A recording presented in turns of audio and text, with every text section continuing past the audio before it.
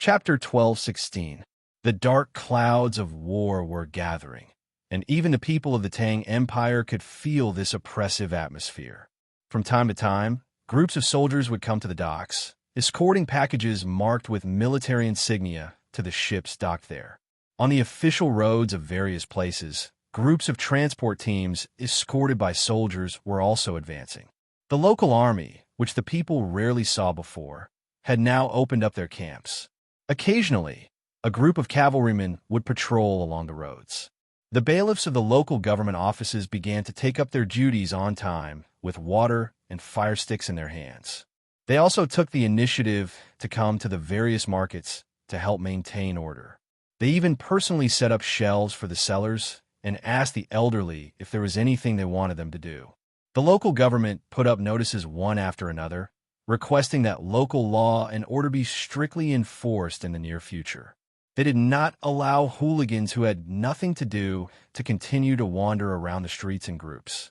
If they caused trouble, they would be severely punished. Darling Candy House had a new program, the Good Baby Award. As long as the children who went to school did not run around after school and returned home to study peacefully, or came to Darling Candy House to study with other children in the open room of Darling Candy House, they would receive a reward. It could be a delicious cake or a few beautiful candies. If her performance was good enough, she might even get a beautiful dress. In just half a day, the people of the Tang Empire knew that there was going to be a war, and it was a war personally commanded by the war god in their hearts, Cuckoo. There had been wars in the past, but there had never been a time like this. In the past, every war had a common feature, and that was when the horn of war sounded, domestic goods would rise in price. If the war was difficult, there would even be a temporary increase in rent. In fact, the people of various places were already prepared for this. They only hoped that after the war, the price of goods would fall again.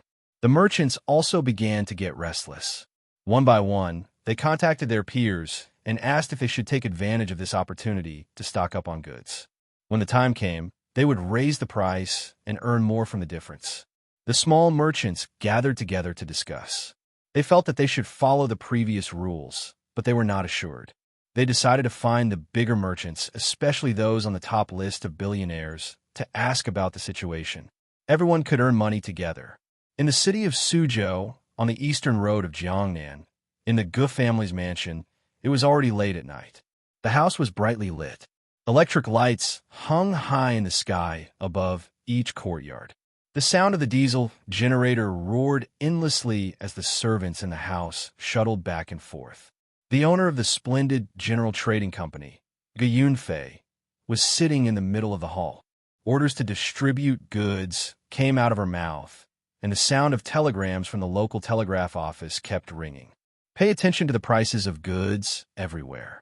If there are any fluctuations, order them to report it immediately. Don't allow the managers of the branches to change the prices of the goods sold in the branches at will.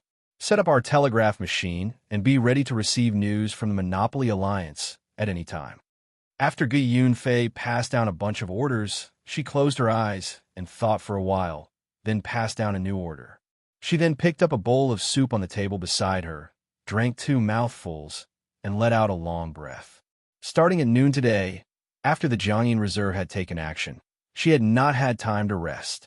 She was very clear on what the large cluster of warehouses in Jiangyin was used for. As long as there was a change there, it was definitely Zhang Xiaobao giving the order, and the war would inevitably begin. Thus, she did not have time to eat. She found the person in charge of the business in the house. After a discussion, they began to arrange the various matters of the splendid General Trading Company. Now, they had finally arranged everything that needed to be arranged. All that was left was to wait. Let's see what the Monopoly Alliance has to say. The Monopoly Alliance sounded like a purely commercial organization, and only merchants who entered the top ranking of billionaires had the right to join. But once one joined, one would discover that this alliance was not purely a commercial alliance. There were also members of the imperial court hiding behind the scenes. For example, the simplest method was to transport goods to places outside the Great Tang and exchange them with the local natives. If it was someone who had not joined the alliance, they would only know to gather the goods and do as they were told. But the information the merchants in the alliance would receive was the general climate of each place, the reefs in the sea along the way, and the regions where there might be storms. At the same time, they would also receive the sailing route of the Great Tang's patrol fleet, a special telegraph machine, and the corresponding password to contact the fleet. Who would believe that there was no imperial court behind the alliance? Let alone the password. Even the telegraph machine would not be given to you to use. Most importantly, the chief stewards sent out by the alliance would be given a pistol with 16 bullets and 2 magazines for them to carry on their bodies to protect themselves. At the same time, the stewards would be required to gather as much local intelligence as possible. This included what kind of animals and plants there were, what the structure of the local tribes were, and the doctors following the teams would report on the actual physical conditions of the members. Gu Yunfei knew from this that this was an imperial court operation under the guise of merchants. The purpose was to control all the influential merchants in the country. Moreover, she knew that ever since the Monopoly Alliance had been established, none of the merchants had ever been kicked out, even if they had made less money recently, or if they had done something wrong and lost money. Based on their wealth and status, they should have been kicked out of the alliance and replaced with someone better. But in reality, they had not been kicked out. On the contrary, they had received the support of the Great Tang Bank, and they had even been given interest-free loans. This meant that the imperial court did not wish for the merchants of the Monopoly Alliance to leave the alliance and tell others about the rules, so they could only help them when they made mistakes in their capital operations. And the merchants who entered the alliance would not suffer continuous losses. As long as they were given a little help, they would immediately be able to get back on their feet. Otherwise, they would not have been able to get on the list at the beginning. But other people could also enter, such as those rising stars. As long as their seniors were not kicked out, as long as their assets reached a certain level, they could enter the alliance, and their position on the list would change according to their assets.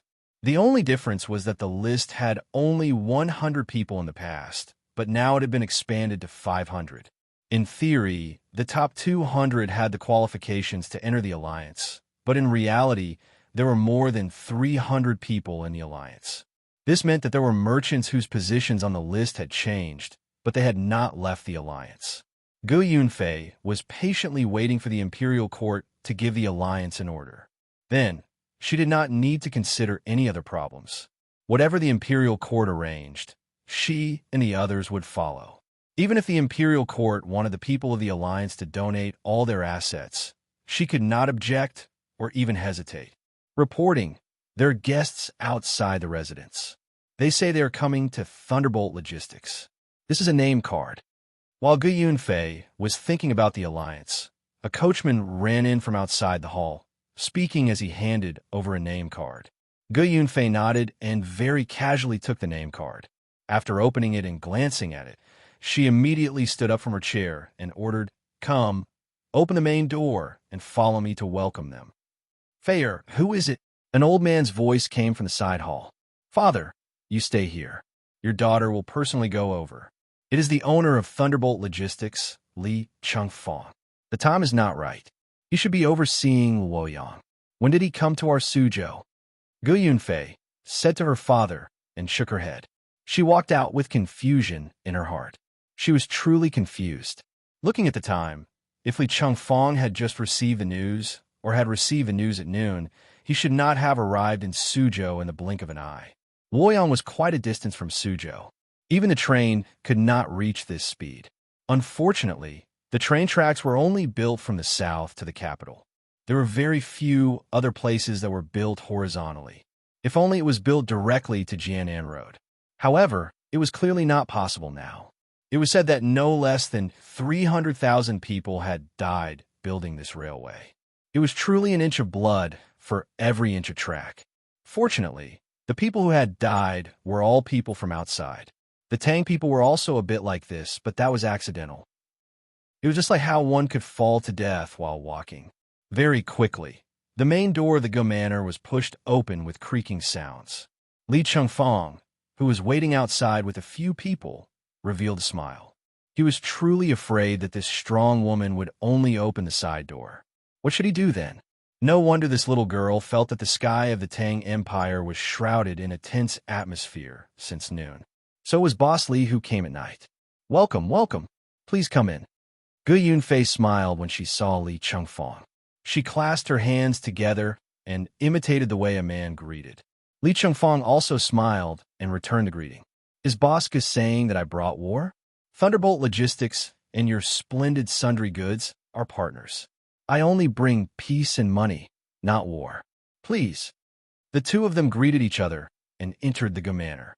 Naturally, there were people in charge of the arrangements for the people Li Chengfang had brought. Returning to the hall, Li Chengfang looked around and asked, "I wonder if Uncle is here? I would like to pay my respects." "You didn't even bring a gift. Just pay your respects like this. My father is resting in the side hall. Let's talk business first. After we are done, I will wait for you to bring a gift and see my father." Gu Yunfei didn't want others to disturb her father. Her father's health wasn't good, especially at the beginning of spring this year. He fell ill and almost didn't make it. First, he had people use ginseng to keep him alive. Then, a telegram was sent out, and the Virtuous Medical College sent a team of experts. Only then was his life saved. Now, he was continuing to recuperate. This was one of the benefits of joining the alliance. Otherwise, they definitely wouldn't be able to invite a team of experts. Li Chengfang revealed a regretful expression. He also heard that Gu Yunfei's father was sick, so he wanted to see the situation. He helplessly nodded and said, "Actually, I did bring a gift. It's just that it wasn't convenient to send it over today. I brought 10 tons of hot spring water from Huayuan County. Tomorrow morning, I will have someone send it over. You can heat it up yourself and let Uncle soak in it." "Really? Thank you. Now let's talk business," Gu Yunfei said. Wei Wei was stunned. Chapter 12:17. Gu Yunfei was really surprised. She knew that her family was not short of things, but she would never have guessed that Li Chengfang would send 10 tons of hot spring water. As expected of Thunder Logistics, they dared to transport anything. She appreciated his kindness.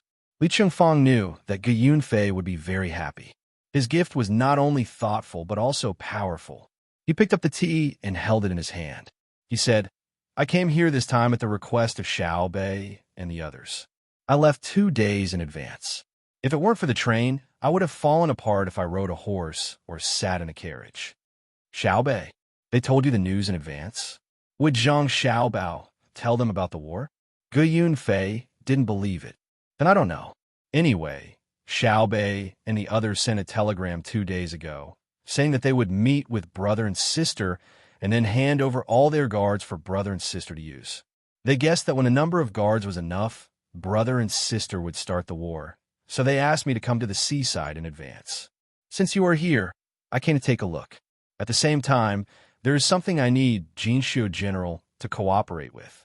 Xiao Bei and the others asked us, who cooperate with Darling Candy House, to follow suit." Li Chengfang said the contents of the telegram. Gu Yunfei rolled her eyes and thought for a while, guessing the truth of the matter. It was reasonable to say that when Zhang Xiaobao and Wang Wan decided to start the war, it was impossible for them to tell their younger siblings. Even the palace might not know. Otherwise, it would be easy to leak the news. So, Xiao Bei and the others were right? Did they think that if they handed over the guards, they would definitely use them for the war? She couldn't figure out what was going on, so Gu Yunfei didn't think about it anymore. She said with a smile, "Xiao Bei and the others handed over the guards to Zhang Xiaobao and Wang Wan. Does that mean that they can't go out to play during this time? Only Zhang Xiaobao and Wang Wan can equip Xiao Bei and the others with such a strong team. Businessmen like us don't even dare to think about it."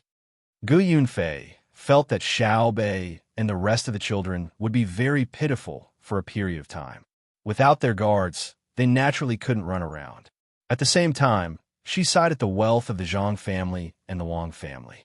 Li Chengfang nodded and said, "If I were in that position, I would also equip my family with a strong enough team.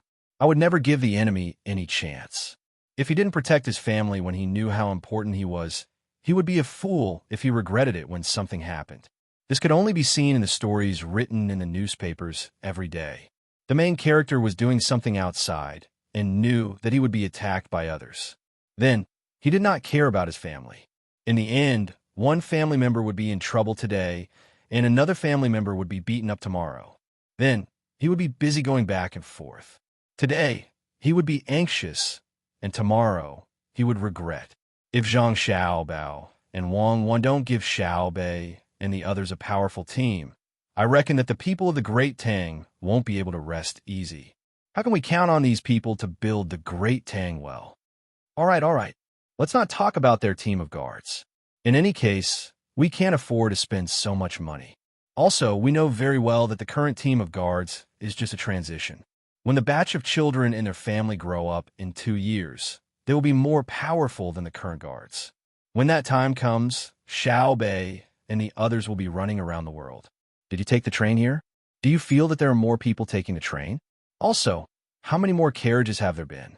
Estimate it so that we can make arrangements. Gu Yunfei asked about the operation of the train. Although there weren't trains everywhere, they could still obtain useful information. Li Chongfang nodded and then shook his head. There are many train carriages now, but most of them are controlled by others. When I use Thunderbolt Logistics, I need to pay an extra sum of money. This makes me both love and hate it. I don't want to pay and use other methods of transportation, but I find that it costs more. However, I feel uncomfortable handing over the money. If Zhang Xiaobao and Wang Wan don't go to war this year and wait for 2 years to fight again and spend all their energy and money on building the railway, 2 years later, the number of carriages will increase, and my choices will also increase. I reckon that Zhang Xiaobao and Wang Wan have no choice but to fight. I keep feeling that they are in a hurry. I don't know what is making them so anxious. They usually give people the impression that they are leisurely, but we can analyze from Xiao Bei and the others' movements that Zhang Xiaobao and Wang Wan are urging the progress of various things in Tang, even at the expense of many people's lives. Gu Yunfei was different from ordinary people. She needed to grasp the general situation of the country's development and then obtain her own benefits. Ordinary people only considered their own living situation. Who in their neighborhood made more money, whose family gave a generous betrothal gift at their wedding, whose family's children advanced a few ranks in the school examination, whose meat today was 1 copper coin cheaper.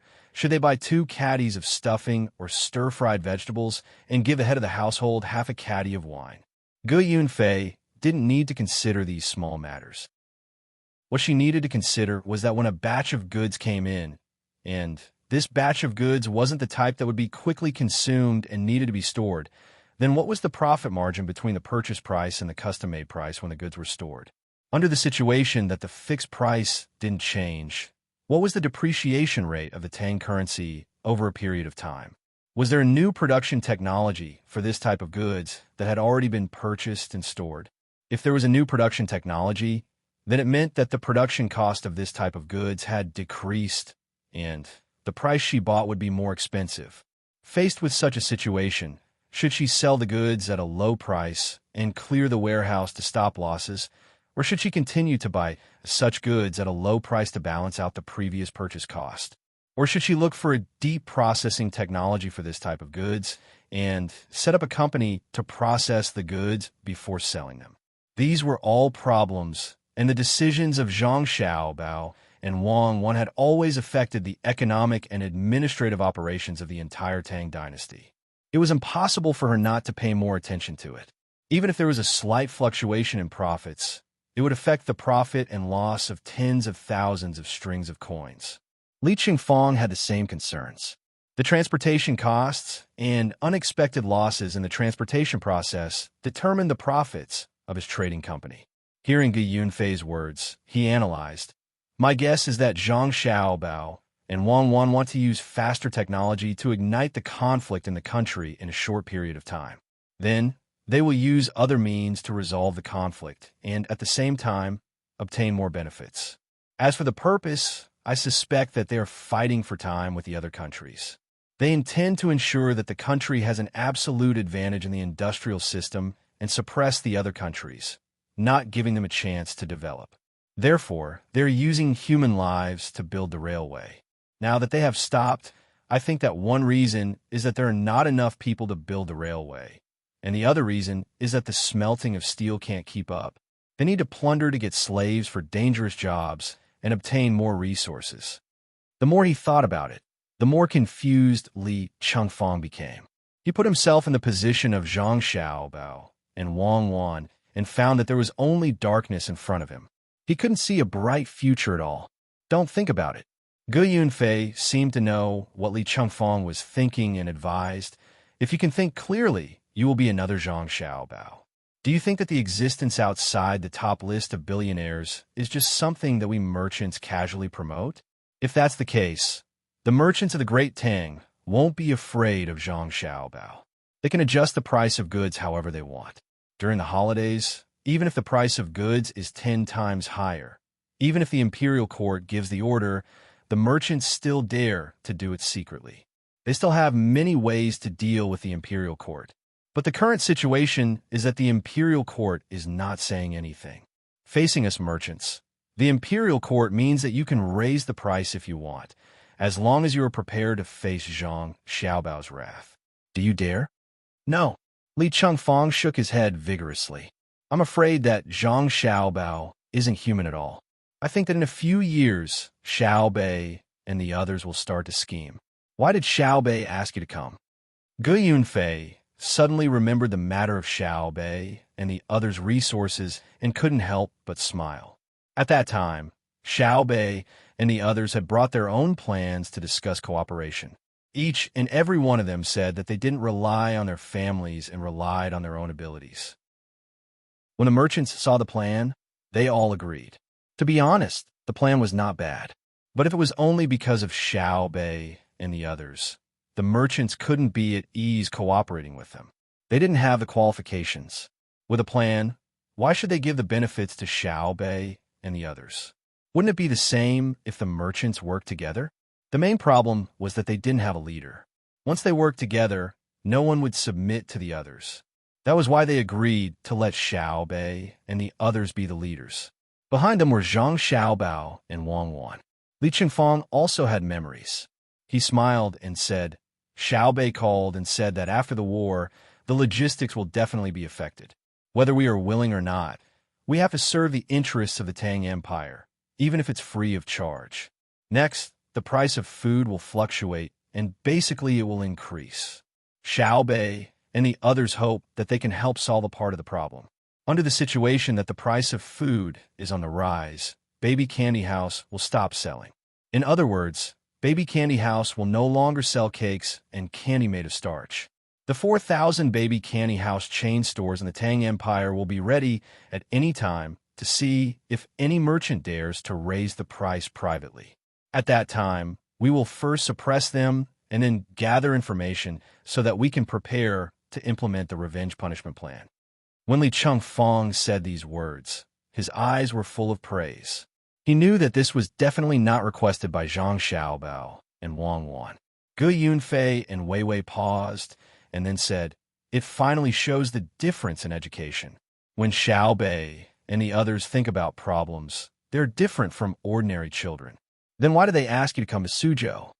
They said that since Baby Candy House can't sell cakes, they need to use other things for the children to eat. They once cheated from Japan. Oh, they exchanged a lot of seafood, including abalones, sea cucumbers, and other things like fish slices. They put all of them in Haiyan County and asked me to transport them to various places. The big abalones are left for them, and the small ones can be distributed. They will improve the technology of deep processing seafood and make it into snacks suitable for children.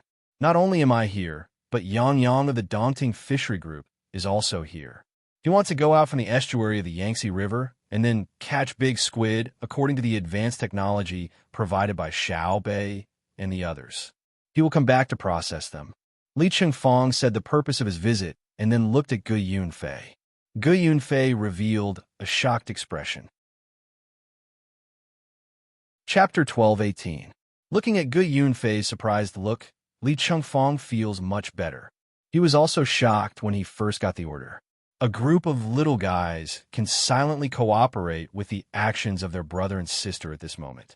How can other people's children be so good? Do you feel incredible? The legendary industry transformation happened to them. Due to the demand of the domestic situation, the Candy House Alliance changed from making and selling pastries and candies to selling seafood. They used all means to assist Zhang Xiaobao and Wang Wan. Now you know why I am here, right? Li Chengfang asks Gu Yunfei with a smile. Gu Yunfei takes a deep breath and nods. I know. Even if the Alliance doesn't send the order, Jinxiu Grocery will follow their footsteps. Otherwise, before Zhang Xiaobao gets angry, they will start to revenge first. A group of children will not follow any rules when they take revenge, right? I think so. Who can guarantee that they won't use their identity as inspectors to ask the local government to cooperate when they find that they have no better way? At that time, even if you take the case to the emperor, the result will not change. According to His Majesty's previous words, when investigating the officials, they will say, "Why didn't they arrest other officials but you?" When facing businessmen, they will probably say, "Why didn't they bully other businessmen but you?"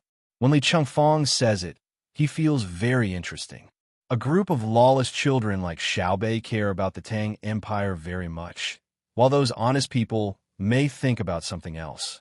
Seeing that Thunder Logistics and Daunting Aquata Products are involved, Gu Yunfei asks, "Can my business help?" "Maybe we don't need your business this time," Li Chengfang says uncertainly. Just as he finishes his words, a servant of the Gu family walks in quickly from outside the hall with a piece of paper in his hand. He glances at Li Chengfang and then at his master, waiting there. Just say it directly. There are no outsiders here. Gu Yunfei doesn't want to ask Li Chengfang to go out, and it is also impolite to leave by herself. Thinking that there are no secrets to hide recently, she orders the servant who comes in. The servant nodded and flattened the paper in his hand as much as possible. He read, "Sister Yunfei from Splendid Grocery, I am Xiaobei. I just got the news that my brother and sister decided to launch a full-scale attack on Duo Food at noon 3 days later. This attack was a probing attack and not an all-out attack. They would only use the advantage of artillery to destroy the enemy's frontline troops at the border and force the enemy to retreat. They would also adopt the strategy of scorched earth and cleared fields.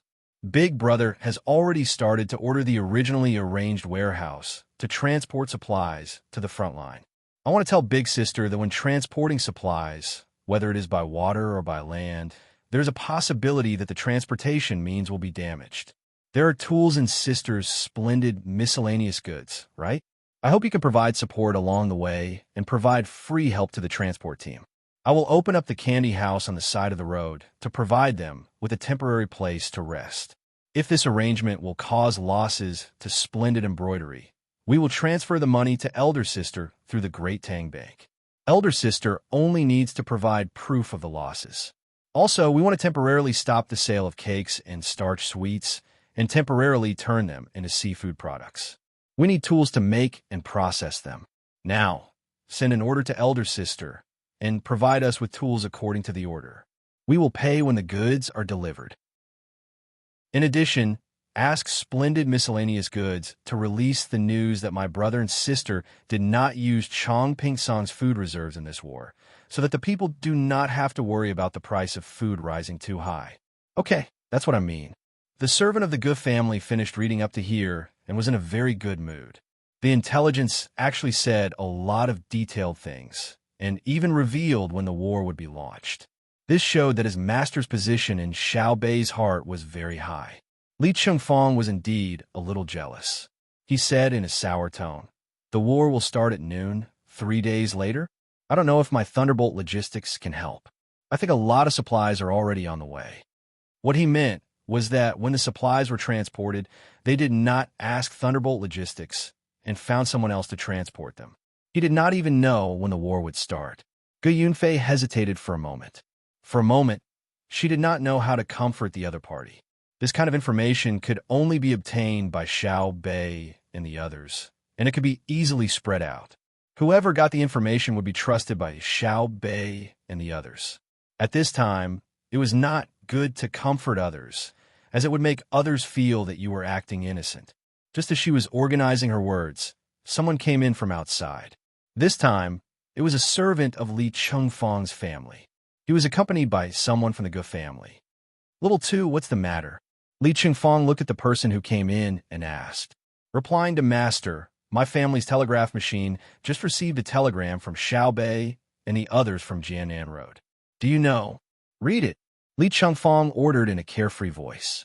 In an instant, he looked at the pitch-black night outside and suddenly realized that the sky was so blue, the clouds were so white, the sun was shining, and the night wind that whistled past also became gentle. Gu Yunfei smiled and did not say anything. She could understand Li Chengfang's feelings. Without this telegram, he probably would not be able to sleep soundly at night. The servant of the Li family did not know that the master had just secretly crossed swords with the other party and had almost lost to the point of crying. When he heard the order, he loudly read it. Boss Li Chengfang, today we just received information that a large number of people from Thunderbolt Logistics have appeared in Suzhou. Have you arrived in Suzhou? Then you must go and see elder sister Yunfei. Let me tell you something. When we were eating dinner just now, we received definite information. 3 days later, at noon, we will begin the war. The logistics and transport teams used will all be my family's own strength. The majority of the dishes in the restaurants will be stopped, and the supply of grain wine will also be reduced. However, there will be more fruit wine. Elder brother and elder sister did not use your logistics. We guess that they wanted to let you operate as usual to stabilize the flow of goods in the country. This decision was originally not a problem, but we thought it a problem. This problem is that we saw a railway route map in elder brother and elder sister study. It has already been designed, but no one has been used to repair it. We have accurate information. To build that railway, a direct manpower of 2 million was used, of which 200,000 were great Tang people. They were responsible for assisting and were not in dangerous places. The remaining 1 million were all captured, cheated, bought, and hired from other places. More than 376,000 people died in the construction of the railway. On average, for every 1 li, that is 500 meters, 37 people died. In addition, there were 125,000 people who were seriously injured. The serious injuries we're talking about are those who have broken arms or legs, as well as those who are blind. If they can be treated, they are not considered serious injuries. The remaining people also need to rest. Otherwise, they will not be able to continue working. Thus, there is a shortage of manpower. In addition, there is not enough steel for the railway. Right now, most of it is used to make bullets and artillery shells. We thought about it and felt that it was a waste for your logistics to be placed there. Because you are usually responsible for long-distance transport, you have your own teams for short-distance transport. Thus, we discussed with Dong Long, the owner of the Wanlu Trading Company in Jianan Province's Idyll Prefecture. We had them organize people to follow behind the army. You can cooperate with them and help transport some things. When there are captives on the battlefield ahead, you can kidnap them together. You don't have to settle with my brother and sister first. You just don't let the captives die. When my brother and sister are almost done, we will need to build the railway. You can send the captives here to work. At that time, according to the cost paid by each side, we will give you a certain amount of authorization for the carriage. If you agree, return the call and start working. There is one more thing that you have to keep secret first. The number of captives captured may not be the same as the ones in Tufan. There may be many on the sea. If you can unite with other merchants and form a large fleet, you could go to other places to deceive some people while you're fetching the captives. Well, that's all. Everything will be clear in the morning 3 days later. Let me remind you, no matter what you see that morning, don't get excited. Everything is under my control. The servant of the Li family stopped reading and then said, "It's over." After listening to the servant, Li Chengfang and Gu Yunfei fell silent at the same time. They were thinking about the matter in the telegram. There was too much content in the telegram, so they had to carefully consider it. After a while, Li Chengfang ordered, "Return the call and say that I agree. We will listen to the arrangements." After the servant left, Li Chengfang turned to Gu Yunfei and said, "I didn't expect that so many people would die or be injured from building the railway. Is this the reason why Zhang Xiaobao and Wang didn't agree to use the people of the Tang Empire? If the people of the Tang Empire really couldn't bear this kind of pain, what would they do if they were left with disabilities?" Gu Yunfei, clasped her hands together. It sounds like a number. If we use the people of the Tang Empire, it is estimated that 500,000 families will be directly affected. It's too scary. I have decided to listen to Xiao Bei's arrangements. As for the temporary losses, it doesn't matter. My family can still bear it. I'm really afraid that Zhang Xiaobao will use this kind of ruthlessness on me. It can't be said that his hands are stained with blood. He practically swam out a sea of blood. He walks on the stairs piled up by corpses all the way to the sky. If not, he walks down to discuss matters with the King of Hell. Li Chengfang nodded and recalled the contents of the telegram. He said, "What does Xiao Bei mean by the sea? Could it be that there are troops on the sea to fight Duo Shi? In the morning 3 days later, what news can there be?" He told me not to be excited. I am very excited now, but I can't explain it clearly. Wait and see. 3 days will pass quickly. The Alliance used to react quickly, but this time, they haven't shared any information. We know some things, but we can't tell others. I want to arrange a guest room for you today. You should hurry to Haiyan County as soon as possible to avoid delaying the proper business. Gu Yunfei couldn't think of anything at all. The few steps in front of her were like a thick fog, making people feel fear of the unknown.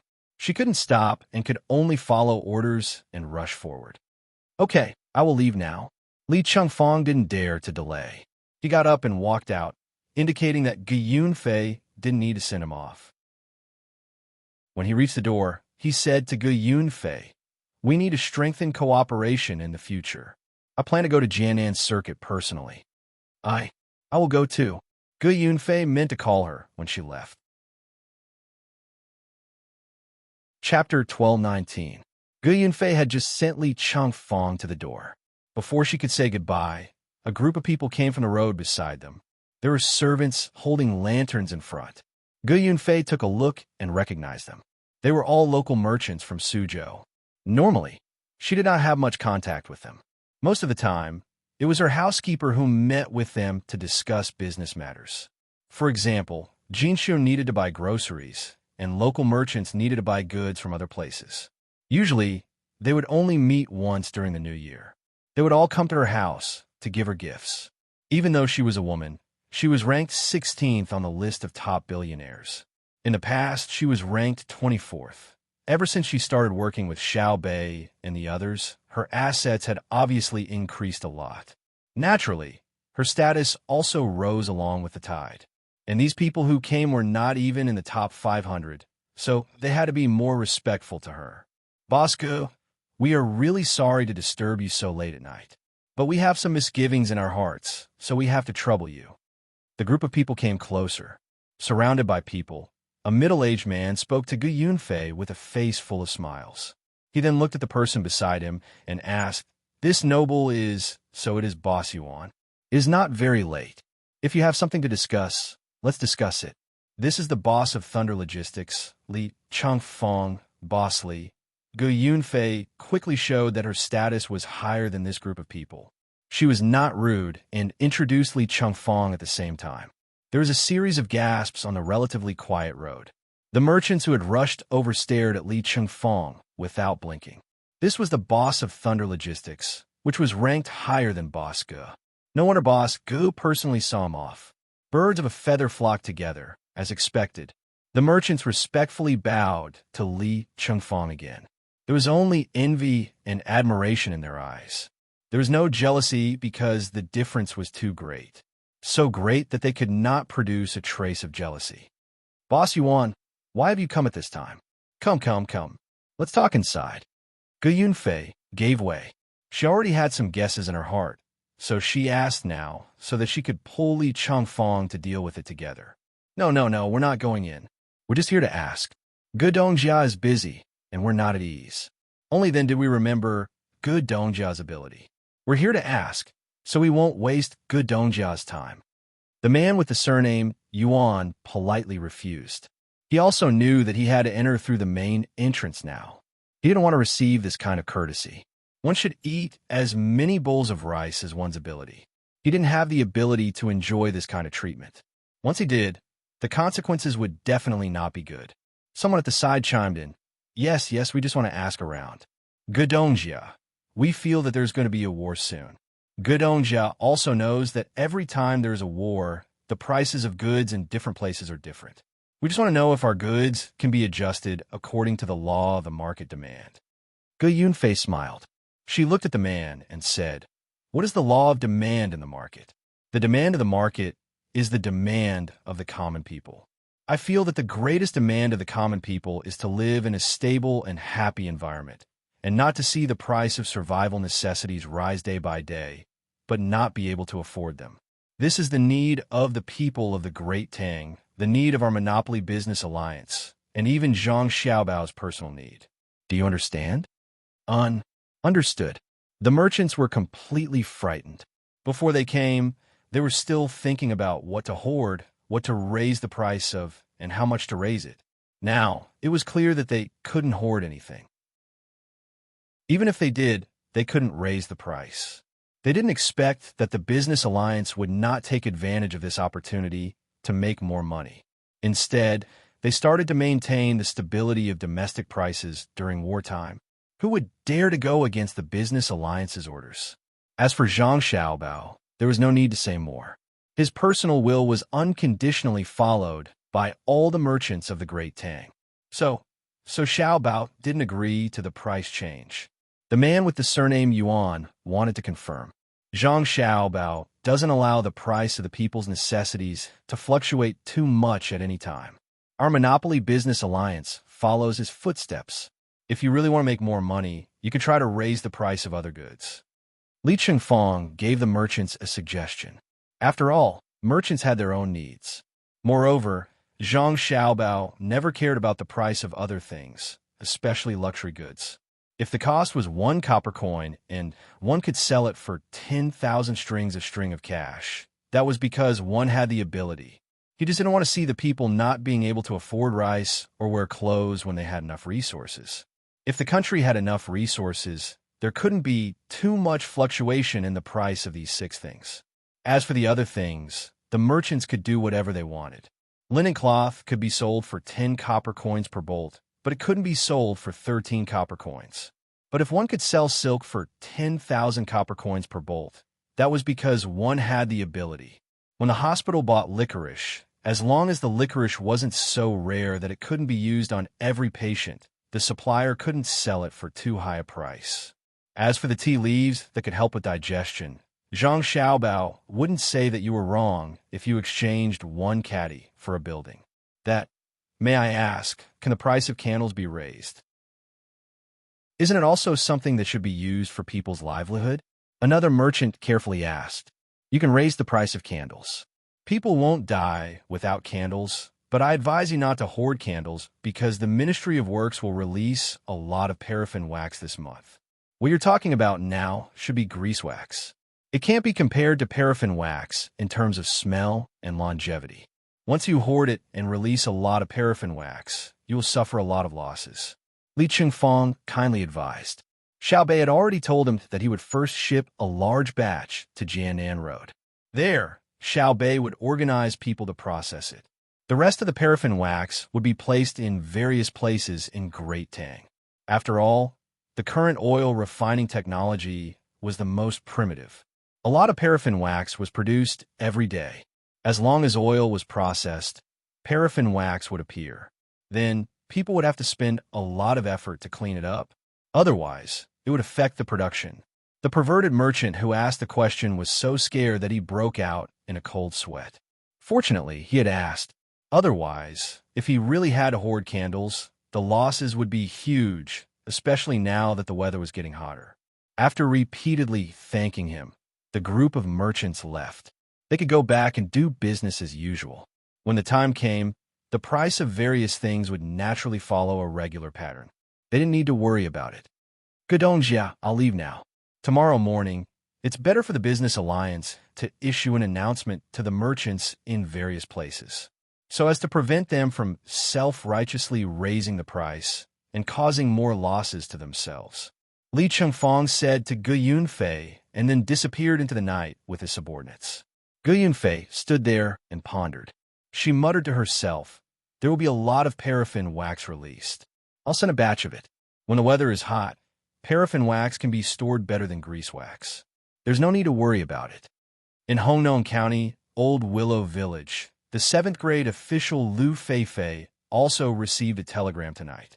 Compared to other places, Old Willow Village was special because it was directly under the jurisdiction of the Agriculture Temple. Moreover, the villagers were united. In addition, there was only one iron cable bridge to enter the village. Therefore, they had a separate telegraph machine. Usually, there were at least 4 people guarding the machine room of the telegraph machine 24 hours a day in the village. No outsiders were allowed to come close. Not to mention the machine room, it was difficult to even cross the bridge. There was a small hydroelectric generator near the river in the village to provide power for the village. There were simple shellers and flour grinders in the village. There was also a cutting machine for processing willow branches. There were more light bulbs. At night, the light bulbs placed on the bank would illuminate the opposite bank. With so many advanced equipment, how could they let outsiders come in and see? What if they were robbed? Let me make models. When the time comes, the paraffin wax can be turned into all kinds of fun candles, mainly in the image of little dolls, including the design of various animals and houses. When they're made into candles, they can be sold together with the grass seed dolls. Also, make a lot of willow ware and prepare to provide to the transport team. This was the content of the telegram Lu Feifei received. Xiaobei didn't tell her about the war, so it was not her turn to worry. Feifei, the telegram said to let you prepare to make new dolls. The old villager had to patrol the vicinity of the telegraph machine room for 3 hours every day. Every time a message was sent and received, he had to participate and help to provide the solution. After all, he was a scholar and had good knowledge. The teachers in the school in the village were all personally taught by him. He was a little pedantic. He always wanted to protect his identity as a scholar. However, there was also a benefit. Scholars like him now had backs as strong as iron. If he needed to pick up a sword in a gun to fight, he might not be the most powerful, but he was definitely the most heroic. When the country was rising and falling, escaping was not the choice of a true scholar. He would pull out the sword at his waist and fight to the end with the demeanor of the 6 arts of gentlemen. Therefore, he was the most idle and the busiest person in the world. He would meddle in everything, but at the same time, he would not care about anything. He was like an old hen. As long as the chicks were fine, he would lie under the sun and enjoy the warmth of life, cooing from time to time. But when the chicks were in danger, he would stand up and despise all opponents. He would fight with his life until the enemy fled or he fell down. Now he just wanted to take care of something, especially when the telegraph machine finally rang. Lu Feifei respected this old hen very much. When she heard the old villager ask, she nodded and answered, yes. Xiaobei said that he would send a lot of paraffin wax. At the same time, he asked us to make more wicker baskets. In the future, we will need them when we transport a large number of other things. He didn't mention when the war will start. The old villager was actually most concerned about the national affairs. No, the war has nothing to do with me. I only care about the trade of willow and the planting of willow trees in the surrounding areas. My official position is to prevent others from bullying me. If anyone sees the high income of willow in our village and wants to get benefits from it, he should first think about how a child like me can be a 7th level official. In the whole Tang Empire, except for Xiaobei's official position, my official position can scare a lot of other local officials. Grandpa, now arrange people to make a large number of willow baskets. Xiaobei said that they will be used soon. Lu Feifei planned to implement Xiaobei's words.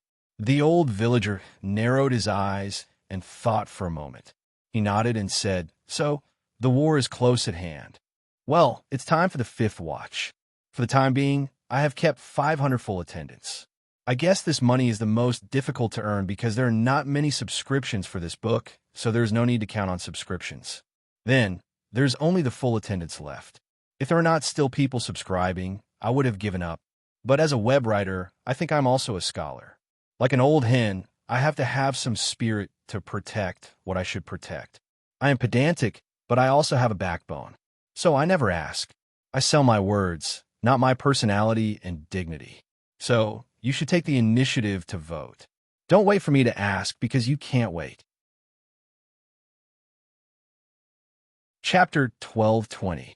The time of the bombardment was getting closer and closer. Zhang Xiaobao and Wang Wan, who were staying in Idyll, seemed to be more leisurely. Zhang Xiaobao patiently made mutton soup and shumai for his younger siblings in the morning, along with cold dishes made of mutton tripe and mutton liver. His younger siblings were stunned when they saw this. "Brother, we're going to war." Xiaobei ate a shumai. Her mouth was full of oil, and she reminded her brother in a muffled voice. "Yes." Zhang Xiaobao wiped his sister's mouth with a napkin. Then he took out a mutton bone from the pot, cracked it, and put the bone marrow on Xiaobei's plate. While cracking the bone marrow for the other 8 little guys, he said, "That's why you have to let others feel your ease and confidence." "Then why does my sister look so serious?" Xiaobei sprinkled some bamboo, salt on the bone marrow, and waited for her brother's answer. "Because your sister is a soldier. Soldiers have solemnity and iron blood as their foundation. I'm a schemer, so I pretend to be calm and collected. These 2 performances give others the same feeling, which is steady. They say that the army is approaching, but your sister needs to let others know that she will hold on until the last moment. As for me, I want to let others feel less nervous." Zhang Xiaobao said the 2 different performances with a smile. "What about actually?" Xiaobei still asked. "In fact, your sister and I are very afraid. But we are afraid that we can't solve the problem. Since we chose this position, we have to bear the responsibility of this position. If everyone in the Tang Empire can bear their own responsibilities, the Tang Empire will be invincible." Zhang Xiaobao was very fast. In just a few words, he had already finished cracking the bone marrow for each little guy. Xiaobei stared at the bone marrow on her plate. She was very confused and murmured, "What responsibility should I bear?" "You need to think about it yourself. Even if I tell you directly, you may not agree. Eat, or it will get cold." After Zhang Xiaobao finished speaking, he drank a mouthful of mutton soup, smacked his lips, and poured pepper into the bowl. "In the future, I won't ask anything when we eat. The more I ask, the more I think. The food won't taste good." Xiaobei was very good at self-analysis. After eating the bone marrow, he realized that he was missing the process of carefully tasting it. The other 8 little fellows heard Xiaobei's words and realized that they were the same. They all began to adjust their mentality and put their attention on the food in front of them. Wang Wan pursed her lips and smiled at the side. She liked to see Zhang Xiaobao at this moment the most, teaching his younger brother and sister in a silent way. Even the action of tapping the bone marrow and the tone of voice when he spoke required great effort from Zhang Xiaobao to control it. However, his performance was just as he had said just now, calm and collected. In her eyes at this moment, Zhang Xiaobao was the most handsome, even more handsome than when he was scheming. After dinner, Zhang Xiaobao said to his brothers and sisters, "I'll go with your sister to analyze the information. You guys can play by yourselves. You can go out, but you're not allowed to leave Idyll City. There are many spies in the city, so you don't have to worry about someone suddenly rushing out and hurting you." While waiting for Zhang Xiaobao and Wang Wan to go to another room, Xiaobei whispered, "Okay, we definitely won't put ourselves in a dangerous place." After a while, the 9 little fellows finished eating the fruits after dinner. They looked at each other and didn't know what to do. "Can I ask what our responsibilities are?" Lil Bei brought up the matter again. "It's to build the Tang Empire, right?" Xiao Yuan said uncertainly.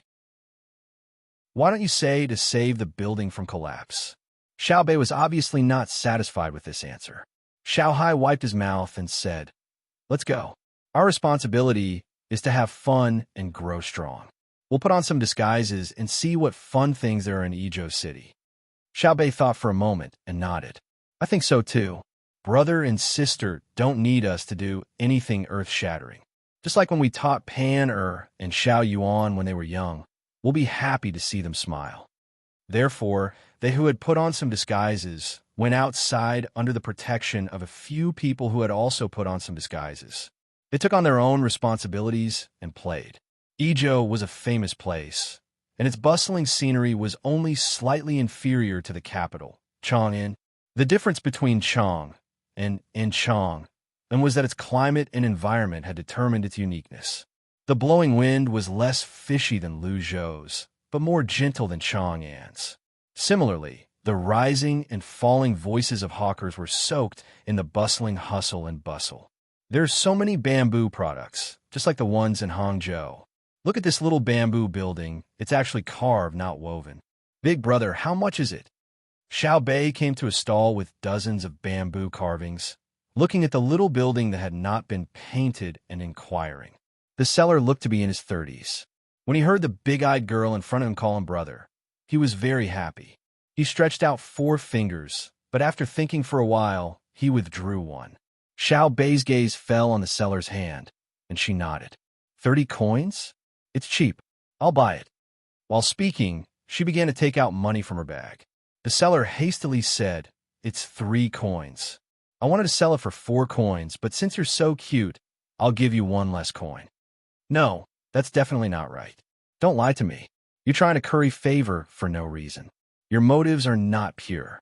It's only 30 coins. If you give me 1 less coin, I'll report it to the authorities and say that you have other ideas about us." Xiao Bei took out a handful of coins, counted them, and threw them on the stall. Then, she happily picked up the bamboo building, called out to little Yuan, and walked forward. The seller was stunned for a while. He did not know what to do. He did not want to take advantage of the child, but he was worried that he would be sued. Even when Xiao Bei and the others were far away, he still had a worried expression on his face. At this moment, little Yuan asked Xiao Bei, "Why did you give him so much money? We're not those spoiled brats who don't know what's good for them. Don't you know the value of a bamboo building? It doesn't matter how much the bamboo building is worth. What's important is that the seller's middle finger is injured. There's a cloth tied to it, and the cloth is tied into a beautiful bow. Do you think he's still a child?" Xiao Bei pointed out the injury on the seller's middle finger. "It can't be, right? The bow will affect his carving," little Yuan analyzed. "That's right. So this beautiful bow must have been tied by his daughter. What's wrong with me giving him more money to buy something good for his daughter?" Xiao Bei said confidently. "That's right. Anyway, 30 coins isn't much. The bamboo building's carving is indeed very exquisite." Little Yuan agreed with Xiao Bei's statement. The other kids had no objections. It was just a matter of spending a little more money. It was just like the rich people who worked with others at home in a supermarket chain. They habitually threw the few coins they found into the donation box at the door and then picked up a beautiful colored origami that was placed next to them. That origami was not worth a single coin at all. It was very quick to make by hand, and the cost of the paper itself was also very low. However, after throwing money and picking up an origami, the harvest was a happy feeling. Of course, there were donation boxes only at the door of the Zhang family's and Wang family stores. Even if they were made in other places and placed there, no one would throw money at them. No one believed in their quality. "Ah, the candy blower. Quick, let him blow a little pig." Xiao Bei's eyes looked around. Suddenly, he found that there was a candy blower on the left side of the road in front of him. He put the pole there to make candy for the 2 children, so he ran over happily. "I want a little pig this big." While Xiao Bei said little pig, he gestured a shape the size of a football with his hands. The candy blower looked at Xiao Bei's hand and shook his head. "If it's too big, you won't have any strength." "Oh, let me blow." "Yes, I can eat it myself. If you blow it and blow your saliva in, I can only play with it and throw it away." Xiao Bei understood this very well. He reduced the distance between his hands and made it as big as a glaze. At this time, the candy blower nodded. He took a bamboo slice and stirred it twice in the pot of thin sugar. Then, he reached into the bowl with starch and rubbed it. He used the bamboo slice to scoop out a piece of thin sugar and quickly rolled the thin sugar on his hands, making it stick to the starch. Then, he gently took out a small bamboo tube from the bamboo box next to him and inserted one end into the thin sugar. He signaled Xiao Bei to blow it in front of him. "Be gentle. You have to breathe evenly," the candy seller patiently said to Xiao Bei. Xiao Bei nodded, puffed up his cheeks, and began to blow. The candy seller's hands moved. After Xiao Bei breathed in 3 times, a beautiful and cute little pig appeared in front of Xiao Bei. The candy seller's 2 fingers gently pinched the back of Xiao Bei's head, sealing the little pig's mouth. "Ah, I'm so tired." "Uncle, what if the child doesn't know how to blow?" Xiao Bei asked when he saw the candy blower throw the bamboo tube. He had just blown into another box and stick the little sugar pig with a bamboo stick. Ordinary children are fine. Children who are too young have adults by their side and let them blow. In the past, there weren't so many rules, and we were the ones who blew. Later, medical centers all over the country said that directly blowing is not good for the child's health. Now, the children of Great Tang are precious. In the end, if the child still can't play, I can only draw it for him. I'll use sugar to draw what he wants and stick it on a bamboo stick. It can also be eaten. Look, the flat bamboo board on the side is used for drawing. We are willing to go through the trouble if we can avoid hurting the beautiful children of Great Tang. While speaking, the candy seller stretched out 2 fingers, meaning that the candy was worth 2 copper coins. Xiao Bei directly threw down 5 copper coins and said to the candy seller, "Uncle, I think you are very beautiful too." After saying this, Xiao Bei ran forward again, leaving behind the confused old man who shouted, "This is 5 copper coins, not 2 copper coins. You plan to be the child of wealth today, right?" Xiao Yuan asked when he saw that Xiao Bei liked to give more money to others. "It's a virgin. Comrade Xiao Yuan, please don't blindly change my gender. I'm not giving away money, but recognition. I'm receiving sweetness. Don't you think that Great Tang is very beautiful when you see them?" Xiao Bei said to Xiao Yuan like a philosophical person, "I think you're very beautiful. You have always been like this." Xiao Yuan was very afraid that Xiao Bei would bully him, so he quickly flattered him, just like how a brother always praised his sister. The sister clearly knew that her brother sometimes did not mean what he said, but she was very happy every time. Now I don't have to rush to give away money. There's a place in front that specializes in collecting money. Let's go and take a look and see what's inside. Xiao Bei first gave Xiao Yuan a bright smile, then pointed to a house with a sign in front. It was a gambling house. Under Xiao Bei's gaze, 2 people had already entered. "Gambling is not good," Xiao Yuan advised. "Wrong. It's not good to gamble privately. Buying lottery tickets is not a problem. I don't know if the gambling house collect a lot of taxes. We can't let them take advantage of us. Sigh, this is human nature. We always want to reap without sowing. I'll also experience it today." Chapter 12:21. When Xiao Bei arrived at the entrance of the gambling house and was about to step in, 7 people squeezed in groups of 3 or 4. After Xiao Bei and the others entered, more than 10 people in different outfits followed them in. I thought we were going to gamble. I didn't expect there to be a place to drink tea. When Xiao Bei entered the house, he found that there was no one shouting or gambling. Instead, there were many people drinking tea in a room that looked like a hall. They seemed to be in a good mood from the way they talked and laughed. Smelling the tea in the air, Xiao Bei finally found that his nose was not always sensitive. At least, he couldn't distinguish the type of tea that others were drinking. The curtain leading to the back was lifted from the inside, and a person with a red face walked out. He greeted the others with a smile, found a place to sit, and ordered someone to serve tea. Xiao Bei didn't understand and stood there thinking. Xiao Yuan saw it and whispered, "Those who win money and don't care about winning or losing come out to drink tea and eat snacks. Those who care about winning or losing and lose should leave from the back." "Why should we leave from the back? It's only proper to walk in front." Xiao Bei couldn't understand. "Who knows? Let's go. Don't you want to see what it looks like inside? Let's go in." Xiao Yuan found that more than 30 people had come in from outside in a short time. She guessed that the secret guards were in place. She pulled Xiao Bei and walked in with a person who was walking in the back. When they went in, they found that it was not a place to gamble, but an alley. After walking for about 30 steps, they finally heard the noise of shouting. The 9 little fellows and the 6 bodyguards followed the sound and entered. This time, it was bustling with noise and excitement. There were all kinds of people dressed up, and there were even a few who shamelessly bared their arms.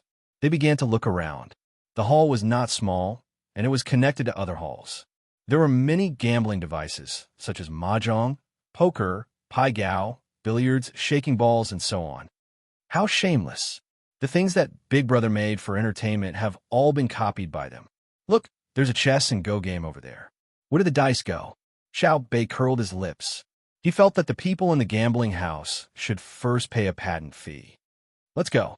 I like the dice game in Big Brother's story the most. Xiao Bei got excited and walked to the right.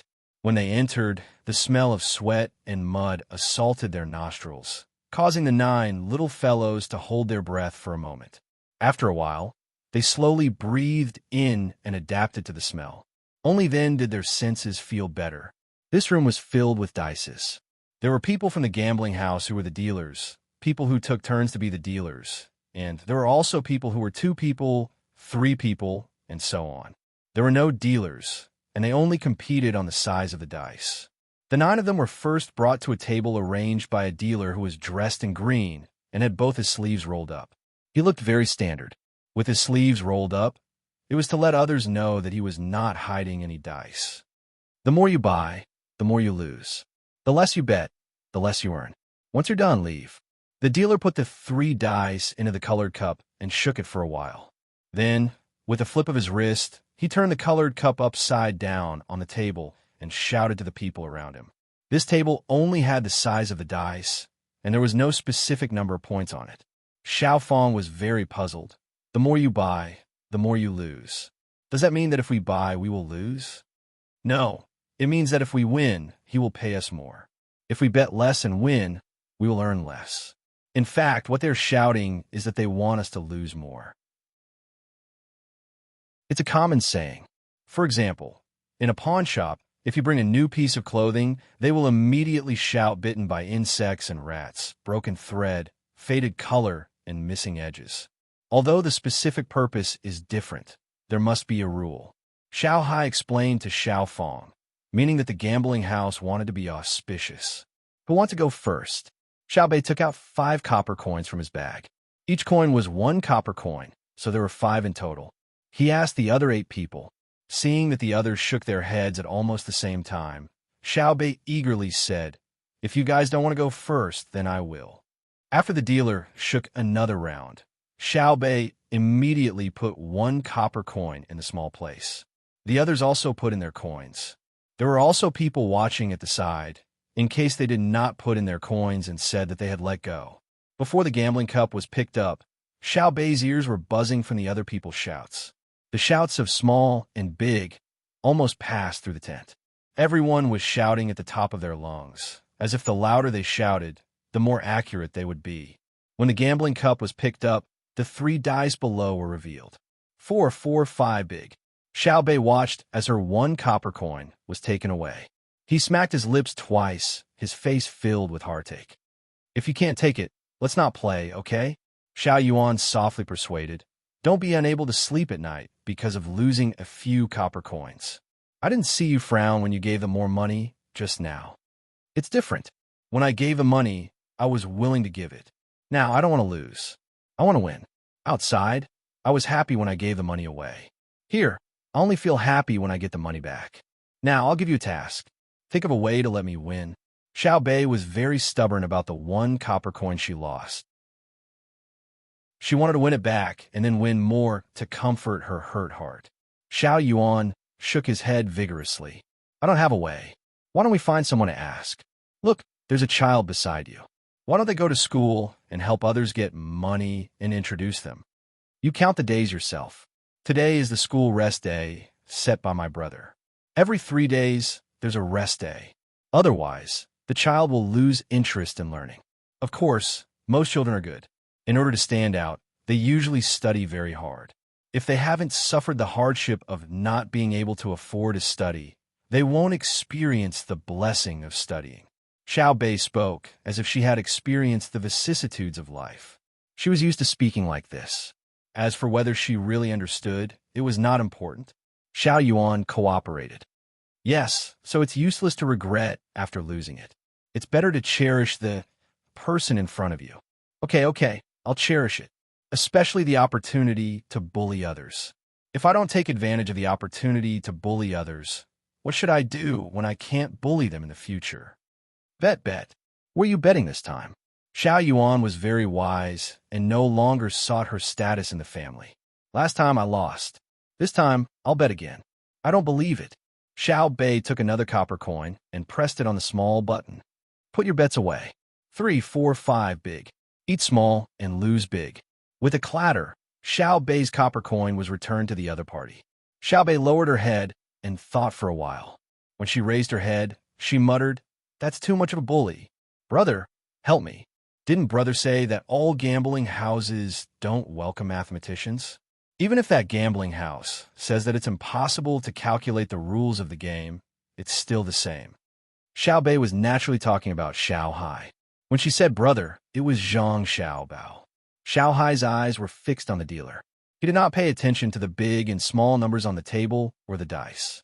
When he heard his sister's question, he helplessly shook his head and said, "No, in theory, the chances of big and small are the same. Normally, we can win, unless our luck is very bad. This is because we only need to look at the numbers of the bets on the table. The side that bets the least amount of money each time has the highest chance of winning. However, there's a problem here. The dealer's rule is that if 3 of the same number of points are the same, they will win. 1 die is divided into 3 and 4 points. 2 dice are divided into 6 and 7 points. And 3 dice are divided into 9 and 10 points. Because the smallest number of 3 dice is 3, there are 2 fewer chances. It is impossible for a 2 and 1 to appear, unless it is the special shaking method in Brother's story. Therefore, in theory, the probability of betting big is higher than betting small. But the dealer also understands this principle. Therefore, when he is shaking the dice, if his skill is good, he will have to take into account his artificial factors. How do you want me to calculate? How would I know the dealer's psychological preference? I have been observing him all this time and found that his eyes are always so indifferent. No matter if it is a big loss or a big gain, I can't detect the slightest change in his expression. Xiao Bei blinked her eyes and said, "It is good to have a good brother. At least we know where the problem lies. So is the dealer's problem. He is playing a psychological game with us. I guess that he is also calculating. He is calculating the thoughts of the people around the table who are participating in the gambling. He is calculating the profession and personality of each of them. According to this, I won't be able to get my 2 copper coins back today. Really, if I had known, I wouldn't have bet." AI, the landlord doesn't have any extra food. Xiao Bei continued to worry about the 2 copper coins she lost. "I'll do it." Zhang Chang's eyes narrowed. He then found a child who worked at the gambling house and bought a normal dice from him. Zhang Chang held the dice in his small hand and came to the table. He took out 4 copper coins and bet them on small.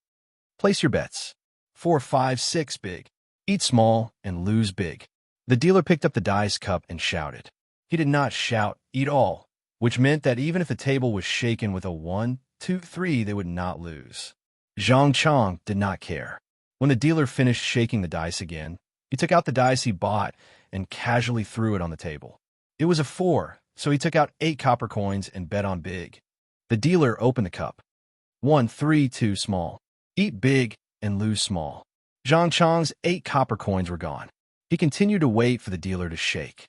When the dice cup fell, he took out 16 copper coins and continued to shake the dice in his hand. It was a 2 small. He put 16 copper coins on small. The dealer opened the cup and Zhang Chang lost again. His luck was really bad. However, Zhang Chang did not give up and continued to do so. The amount of money he bet began to change. After a few times, he had bet 4,096 copper coins. There were notes and coins. This amount of money was not small. Many people's monthly wages could not reach this level. The dealer's forehead was sweating. He had already seen that the child who bet money was definitely not from an ordinary family. They did not care about money at all. Of course, his boss was not afraid of them, but he could not always shake out a leopard every time. If he really did that, once the child came home and told him, he would be dragged to a secluded place one night within 3 days. Then he would be buried in the ground or drowned in a river. If he did not shake out a leopard, he could only rely on his years of experience to guess the other party's character and choice when betting. But the problem was that the other party's choice was the size of the dice they threw. He could control the size of the dice he shook, but how could he know if the other party threw a big or small one? The dealer trembled, and his eyes began to look elsewhere. He wanted to find the adult who came with the child. As long as he found the adult, it would be easy. He could continuously shake out small. Even if his luck was bad, he believed that he could still lose once. At most, he would lose 4 copper coins. For example, the next round was 8,192 copper coins. After losing, the child had already lost 8,188 copper coins. Overall, he would lose 4 copper coins. He would just treat it as playing with the child. Otherwise, he would not be able to bear it. Chapter 12:22. The dealer glanced around and found that there were adults following the child. He could confirm that there were 4 of them. The 4 of them were expressionless, and their gazes did not linger in one place. The 4 of them split into several directions and looked back and forth. It was obvious that the 4 of them were bodyguards, and very responsible ones at that. When the child they were protecting lost 4 strings of money, they were still indifferent. This showed that they did not care about this little bit of money. The dealer felt bitter in his heart. The gambling house opened its doors like a mouth, swallowing guests from all directions. There were winding corridors inside, encircling 8 sources of income. As long as it was a gambler, the gambling house would eat it according to the rules. But no matter what, there was always an exception. Some people's money could be earned, but some people's money could not be earned. Why did the gambling house leave a back door? According to feng shui, one only ate and did not vomit. If one lost and wanted to leave, they had to leave through the back door and not the front door. At the same time, it was said that there was entry and exit, and the entry and exit was for survival. As a dealer, he had to know how to live and know how to judge people. He needed to compromise now. Otherwise, no matter how many doors were left open, he would not be able to survive. The dealer secretly calculated. He had already picked up the dice and slowly put them into the dice cup one by one. This was different from before. Previously, he had just lightly tossed the dice cup, and the 3 dice went in. Xiao Bei had been observing the dealer and found that something was wrong. He whispered to Xiao Hai, "Brother, the dealer seems to be panicking. Look at the corners of his mouth and eyes. The corners of his mouth are moving unnaturally, and his eyes are looking up and down." Xiao Hai nodded. This is a case of the shop bullying the customer and the customer bullying the shop. Xiao Chong scared him. Xiao Chong did the right thing. He fully used his advantage. What advantage? Xiao Bei asked. The advantage of having money. Xiao Chong actually wants to help you win back the money you lost and win 2 more strings of money to make everyone happy, Xiao Hai explained. Xiao Bei was confused. How? How do you calculate it? Win back my money and then get 2 more strings of money. Now it's more than 4,000 strings of money. Xiao Chong first bet 4 strings of money. Then he doubled it every time. If he won in the end, he would get 4 strings of money. If he won in the end, he would win in the end. In fact, a string of money is not that much. After 10 times, it would be 1,024 strings of money. After 10 times, it would only be 1,000,000 strings of money. When Little Hai started talking about simple mathematics, he didn't need to stop and slowly calculate it. He just opened his mouth and said it out loud. This was a talent that made people admire him. Xiao Bei blinked her eyes in confusion. In any case, she couldn't calculate without a pen. Listening to brother Xiao Hai wasn't wrong. Thinking of the money at home, Xiao Bei said, "Brother, you don't have time to think about making more money. You send people to bring back things from faraway places and send them to the Senongsi temple for them to cultivate. Our family's money adds up to more than 300 million strings of coins, right? And this was the amount that was sent to the various disaster areas every year. Actually, I also felt that it was meaningless. 300 million strings of cash was equivalent to 300 billion copper coins. How was I supposed to spend it? There are only 2 places to spend money. One is the Research Institute of the Ministry of Works, and the other is the disaster area. But we can't expect the great Tang to suffer a disaster, right? I still haven't figured out how to spend the money we earn every year. My plan is to discuss with Big Brother and Big Sister and come up with an idea. We'll get the Ministry of Works to develop targeted technologies that we can use in all the schools in Great Tang. Big Brother, do you think everyone will support this?" Xiao Bei was very worried that her proposal wouldn't be passed when the final vote was held. Xiao Hai nodded. "It shouldn't be a problem. We don't need a lot of money either. A good restaurant does have a meal that costs more than 100 strings of coins. But if we want to eat good food, why should we go to other people's restaurants? That's not being rich, that's being sick. Huh, what's the banker doing? The two of them chatted for a while before realizing that the banker's actions were very slow. First, he slowly loaded the dice, then shook it. After waiting for a long time, he finally put the dice cup on the table. Now, he covered his stomach and ran away. He didn't eat well for breakfast. Did he have a stomachache? Xiao Bei helped the banker think of an excuse. When she looked at the money on the table again, she understood and said with a sneaky smile, I guess the money in the dice cup is big. Xiao Chong is betting big now. But there's another person who actually bet 60 strings of cash. He doesn't want to open it. No, look at what's on the 60 strings of cash. Xiao Bei's eyes were sharp and saw what was on the bill. It's copper coins. There's no hole in the middle. Is it a copper pad? There's also a picture on it. It's a person's side profile. It looks very familiar. Xiao Bei stretched her neck and looked twice. Of course it's familiar. When we play poker, we usually use the same thing. It's just a little thinner than the ones on the table, Xiao Bei said. Oh, I know. Gold. Our gold chips were specially made by Big Brother. One is comfortable to look at and feel. The other is that Chinese medicine doctors say that gold is medicine and that it calms the heart and mind when placed next to it. But Big Sister doesn't admit it.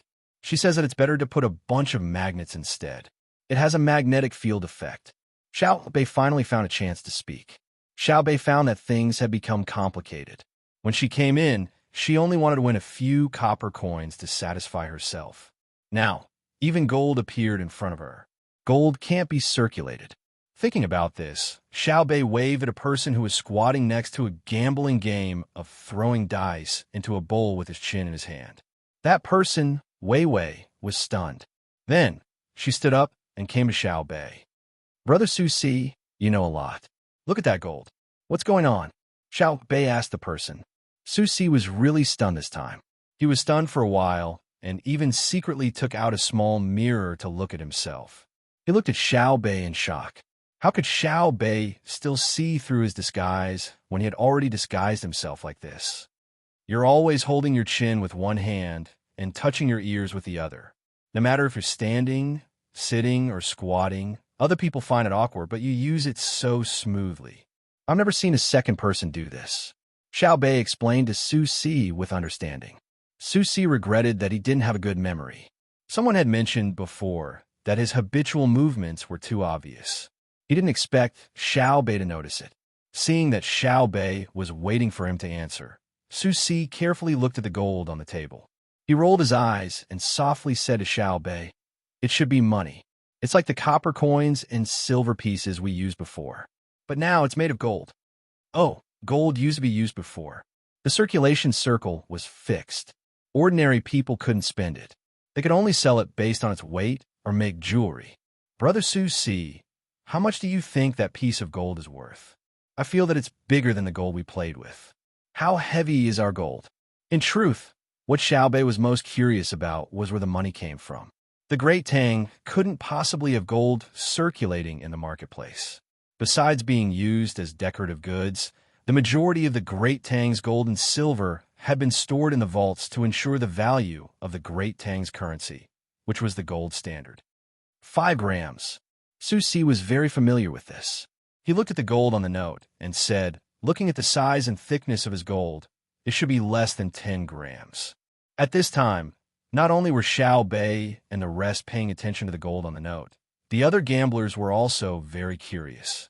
In the past, there were people who took out silver pieces to gamble. But today it was strange. There was actually someone who put out gold. They couldn't blame the banker for leaving. They must have gone to report and see how the gambling house would deal with it. The gambler, Wei Wei, who took out 60 strings of coins and a piece of gold, raised his head and revealed a faint smile. With his hands behind his back, it made people feel that he was showing off. Obviously, Xiao Bei didn't allow others to show off in front of him. He looked at the gold and turned his head to Su Si and said, even if it's 10 grams, one tael, one tael, one tael, one tael, one tael could be exchanged for 2 to 5 taels of silver. It depends on the purity. Let's say that it's 5 taels. 1/4 multiplied by 5 is 1. 25 taels of silver. Every tael can be exchanged for 800 to 1,000 copper coins. I'll give him 1,000, but that's only 1,250 copper coins. It's not even as much as his 60 strings of coins. What a fool. The main thing is that such a large piece of gold is not common. I wonder what his family does for a living. 60 strings of coins? If it were an ordinary family, would they be willing to take out 2 to 3 years of their income to gamble? Su Si began to size up the person who took out the money in gold. He wanted to judge the other party's occupation and family conditions through his clothes and expression. After looking at him for a while, Su Si became more and more confused. This person was in his 20s, and his clothes added up to less than 30 copper coins. His hair was black and not shiny, and his exposed hands were slightly rough. His fingernails were not trimmed, and there was black mud in the middle. His shoulders were slightly protruding, and his neck was tilted forward. When he raised his head, it was very awkward. Such a person shouldn't have 60 strings of coins. It was impossible to say that he stole. Whether it was playing with knives or fishing, his hands were not suitable. They were too hard and were not well maintained. And from the color of his hair, he ate a lot of vegetables on a daily basis. Occasionally, he ate meat, but he didn't eat snacks, especially nuts. Otherwise, it would be impossible for his hair to not shine. Looking at Xiao Bei, it was clear. His hair was bundled up and tied together to form a buckle. As long as he let go of his hand, the buckle would unbuckle. It was very elastic. While Su Si was trying his best to guess, the banker, who had just left holding his stomach, rushed back. He gave an apologetic smile to the people waiting for him and explained, "I have a bad stomach. Maybe it's because I drank too much herbal tea in the morning. My stomach is not good. Please forgive me." "Open it, open it." The people waiting for him shouted. They didn't care if his stomach was uncomfortable or not. The most important thing was to open the cup and see if it was big or small. "Open it, open it. Place your bets. 5, 5, 6 big. Eat small and lose big." The banker happily picked up the cup. Sure enough, it was big. Xiao Chang won. He won 4 strings of coins.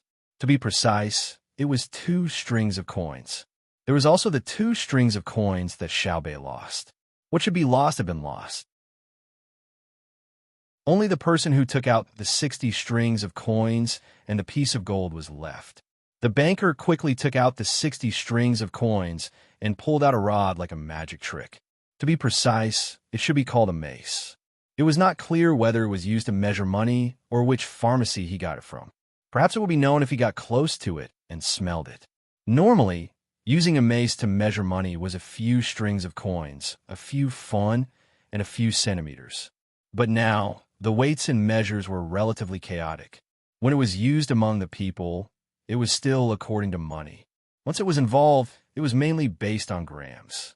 The banker measured the piece of gold and smiled at the person. He said, "It weighs 5 grams. According to the rules, you can't lose everything. There's a discount. How about I give you 600 copper coins?" According to Xiao Bei's calculation, 600 copper coins was indeed too little. However, if the gold was processed into beautiful jewelry, it might be a bit more expensive. There was no fixed price for it if it was directly sold. When the person heard that he was going to give him 600 copper coins, he revealed a very complicated and reserved smile. He then took out an item from his bosom and said, 600 copper coins is fine. I also have a bead. How much can it be worth? Chapter 1223. The thing that this person took out was a pearl. It was white in color and was held in the palm of his hand. As the surrounding people swayed, the light on the pearl changed in intensity. The gamblers who had surrounded him subconsciously stepped back, afraid that they would not be able to afford to pay for it if they damaged it. Even the knowledgeable banker could not help but show a surprised expression. He narrowed his eyes and estimated that the pearl was about 2 centimeters in diameter. It was uncertain whether it was a 6-part pearl or a 7-part pearl. However, no matter which one it was, the value of this pearl would not be low.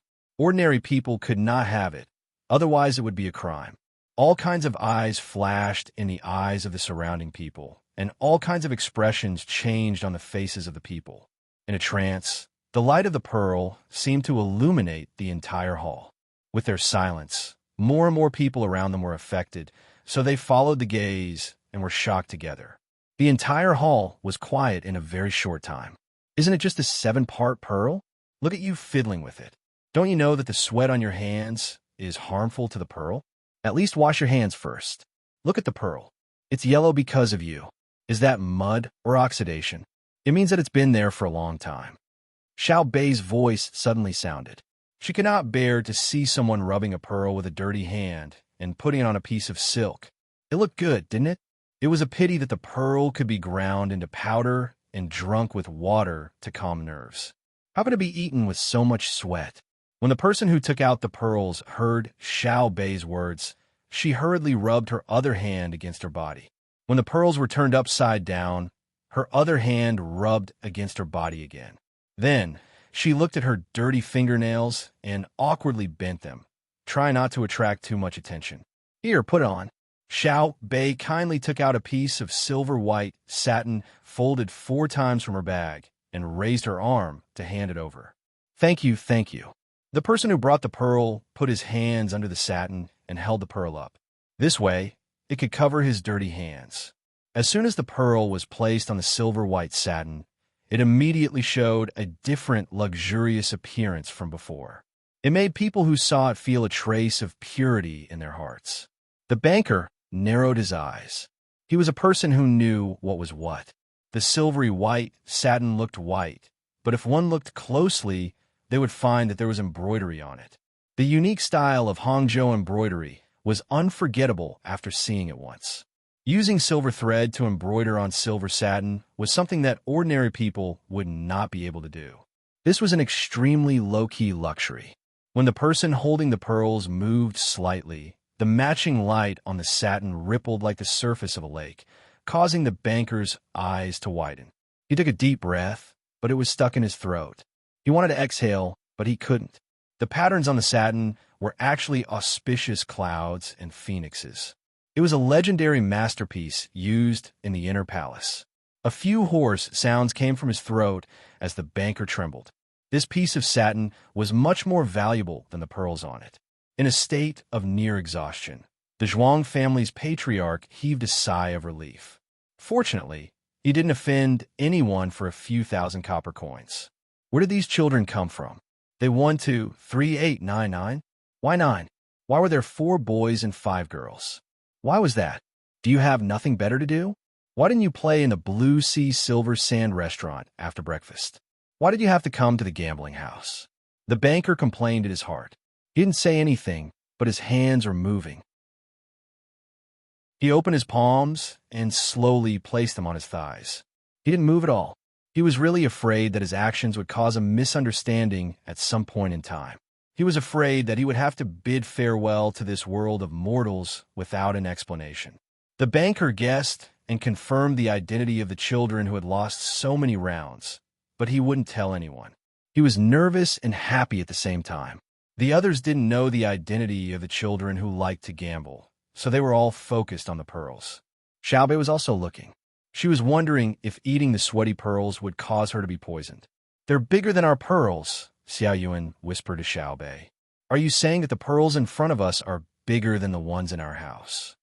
Xiaobei measured with her hands. The pearls in her house were the size of a goose egg. She had once thrown them on the marble floor. They were quite elastic and sturdy. She heard from her brother that there was another one that was the size of a chicken egg at that time. They were afraid that the news would spread to the palace and cause Uncle Emperor to suddenly fall ill with a disease that could only be treated with big pearls. So they sent it to Uncle Emperor before he got the news and fell ill. Sure enough, Uncle Emperor recovered before he fell ill. Xiao Yuan obviously didn't mean that. She continued to whisper, I'm talking about the pearls that we raised. They're not as big as this one, not even the biggest one. You don't need to say that. They've only been raised for a few years. We still have to wait. Why do you think he brought the pearls here? It can't be for everyone to admire, right? Isn't he afraid that it will be snatched away? I don't even dare to take out the pearls in my bag to play with. Xiaobei suddenly remembered what the other party wanted. They could take out pearls in the gambling house, but that was when they had no money. This person clearly won 60 strings of cash just now, but he actually took out the pearls. What did he want to do? The dealer also wanted to know clearly. He subconsciously glanced at Xiao Bei and the other 9 people.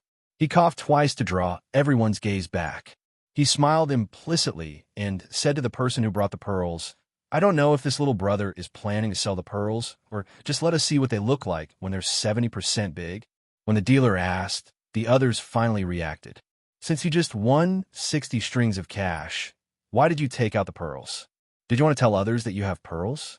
Seeing that the other party didn't answer, the dealer still smiled and said, "If you want to sell them, I'll make the decision today. None of the jewelry stores in Idyll City will pay more than the gambling house. If it's the latter, then we have to thank this little brother. It's rare to see pearls today. Today, I'm so lucky to be so close to see them. I really don't want to waste my life. However, this little brother should quickly put away the pearls. There are too many eyes. You have to be careful. Am I right? Come on, don't be idle. Let's continue playing." After the dealer finished speaking, he really stood straight again. He picked up the dice and the color cup and was about to start. The person who brought the pearls looked around. Seeing that the others were no longer paying attention to him, he felt very bored. He smiled embarrassedly, shook his head, and began to put the pearls in his arms. "This big brother, wait a minute, can you return my handkerchief to me?" Xiao Bei was anxious. After looking at the pearls, why did he have to give a piece of Hangzhou embroidery that was more valuable than the pearls in front of him? Do you know how much this silvery white silk is? It's mutated, not the ordinary kind. I'll buy it. The person who brought the pearls casually threw the 10 strings of cash to Xiao Bei. He didn't need Xiao Bei to give him change. He was in a good mood today, so he was generous for once. Damn, there's actually someone who dares to throw money at us? Xiao Bei, get out of the way. Today I'll show him. Come, take out your pearls. I'll buy them.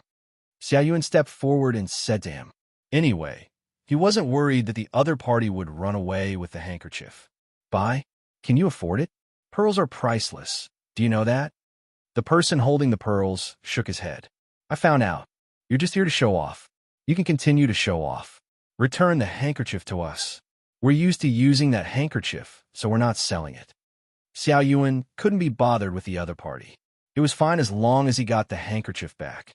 If he encountered such a situation in the future, he shouldn't interfere. It was annoying. The person with the pearls chuckled and said, "Why don't I let you see it again and let you enjoy it?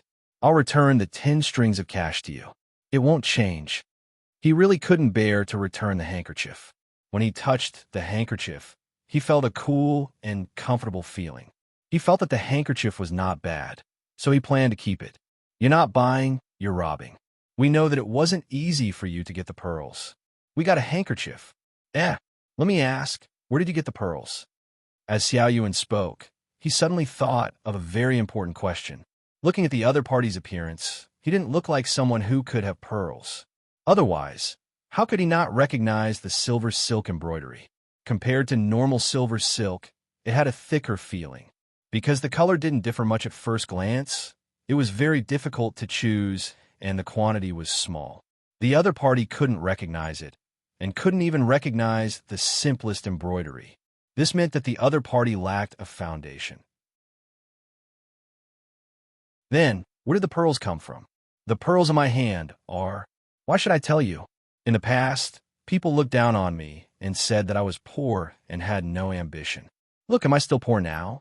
Ambition? Poor people have short ambition. I, Lu Feng, want to let those who look down on me know that I, Lu Feng, am not poor. They are blind.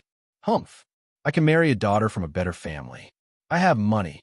The self-proclaimed Lu Feng's mental state was not very good at this time in Xiaoyuan's opinion. It was probably because he had such a bad memory. When he wanted to form a family, he was restrained by financial matters, so he didn't form one. But who did you come to the gambling house to show off to? Could it be someone who opened a gambling house? That 7-centimeter pearl was still far from enough. If people look down on you because of money, now that you have a pearl, as long as you don't cause trouble, they still won't take a second look at you. Xiao Bei always felt that the money and pearls in Lu Feng's hands came from an improper source. He rolled his eyes and smiled, saying, big brother Lu Feng, I also have a pearl. Take a look and see if it's from the same place as yours." As she spoke, Xiao Bei rummaged through her bag. She didn't know where she had stuffed the pearl. After rummaging for a while, she pinched a pearl and took it out of her bag. "Look, it's a little bigger than your pearl." Xiao Bei shook the hand that pinched the pearl and said to Lu Feng. Lu Feng's eyes widened. He picked up his pearl and put it next to Xiao Bei's hand. Comparing the two, he found that his pearl was smaller than Xiao Bei's. The surrounding people very cooperatively exclaimed in surprise. Today was an eye-opener. "Impossible! How do you also have a pearl?" "You? It's absolutely impossible. They said that other than me, there's no one else." Lu Feng's confidence that had just risen was destroyed by Xiao Bei's big pearl. Who are they? If you tell me, maybe I can give you the pearl directly." Xiao Bei shook the hand that pinched the pearl and asked expectantly. Lu Feng was silent. He gritted his teeth and suggested, "They are immortals. They won't meet a mortal like you. Do you dare to bet with me? Whoever wins will get the other party's pearl." "Bet, I agree. I'll bet with you. Not only the pearl, but also all the money I have." Before Xiao Bei could answer, there was a voice of agreement behind her. Xiao Bei turned around in surprise. She giggled and said, "Brother, you must win and bankrupt him." Chapter 1224. Zhang Xiaobao and Wang Wan, who were also in disguise, appeared together. Originally, the two of them had wanted to carefully study the specific tactical arrangements and then send them to various parts of the battlefield. Later, they felt that there was no need. The leading generals of various places had already learned very well. In addition, their weapons were advanced. Even if they hesitated at the moment of attack, they could still send back information in time through telegrams. At that time, they would analyze the specific problems. Even if they came up with a good idea now and sent it over, what if the actual situation they encountered was different? What should they do? This was what it meant when the general said that some orders from the emperor were not obeyed. If the general at the front needed to consult with the Ministry of War behind to use any formation, then what was the point of fighting? In Wang Wan's opinion, not to mention the tactical arrangements of various places, even strategic adjustments had to be consulted with the commanding general at the front. You wanted him to complete the strategic objective and pass through in a short time, but in front of him was a snowy mountain. How could he pass through? There was no time at all. This was because the enemy did not have telegrams at the moment. Otherwise, they would need to use electronic silence. The commanding general was very important. Zhang Xiaobao and Wang Wan considered this situation and decided to temporarily let the commanders of various divisions act freely. They just needed to set the strategic objective into a large framework. The two of them had nothing to do, so they came over to see what their younger brother and sister were doing. Before they entered, they already knew what their younger brother Xiao Chong was doing. It was not a calculation of a gambling game at all. Instead, it was a big gamble. They used their imposing manner to make the banker not dare to cheat, and they used enough money to balance out the small difference in probability. In the end, they would win 4 copper coins. Unless they bet a lot at the beginning, they would only win more. Xiao Chong's method unconsciously displayed the basic rules of capital operation. The more money there was, the easier it was to make money. The bad thing was that although this way of development was stable, the speed of making money was slow. The fastest and best method was to have the sum of expenses and income be zero in a cycle. In other words, there was no profit or loss. The money was always invested as quickly as possible after the profit. Wang Wan felt that this method was the best theory of capital operation in a situation where the risk was relatively high. But Zhang Xiaobao felt that it was best to always put the company in a negative capital operation situation. After overdrawing all the resources the company had, part of the risks or benefits will be transferred to credit institutions. In Wang Wan's eyes, doing so was the behavior of a lunatic. As long as there was the slightest mistake, the capital chain would immediately be cut off. Not only would all the previous income not be returned, but the operator would also owe a large amount of debt. However, Zhang Xiaobao believed that this was the most stable way of development. This was because when operating at a deficit, Many credit institutions were tied together, and they could even rope in the political system to participate. Even if there was a little risk, there would be people who would be anxious and help to find a way to solve it. As a result, they had unknowingly overestimated the assets of their own companies. In other words, the local political and credit institutions clearly knew that their own companies were not worth so much money. But in order to recover their investment, they had to continue to increase the amount of loans and preferential policies for their own companies. Otherwise, everyone would be doomed. Therefore, according to Zhang Xiaobao's actual standard, he shouldn't have only earned this little bit of money after so many years. He should have more, because Wang Wan didn't allow him to do so. Wang Wan absolutely believed that if she let go of the restrictions, Zhang Xiaobao would play even crazier, and no one would be able to stop him. Since he could not gamble with the economic system of the whole society, Zhang Xiaobao wanted to participate in the small gambling game when he saw it. He had not played for a long time, and his hands were itching. As the main participant of the game, Lu Feng did not know how terrible his opponent was, mainly because he did not know who his opponent was.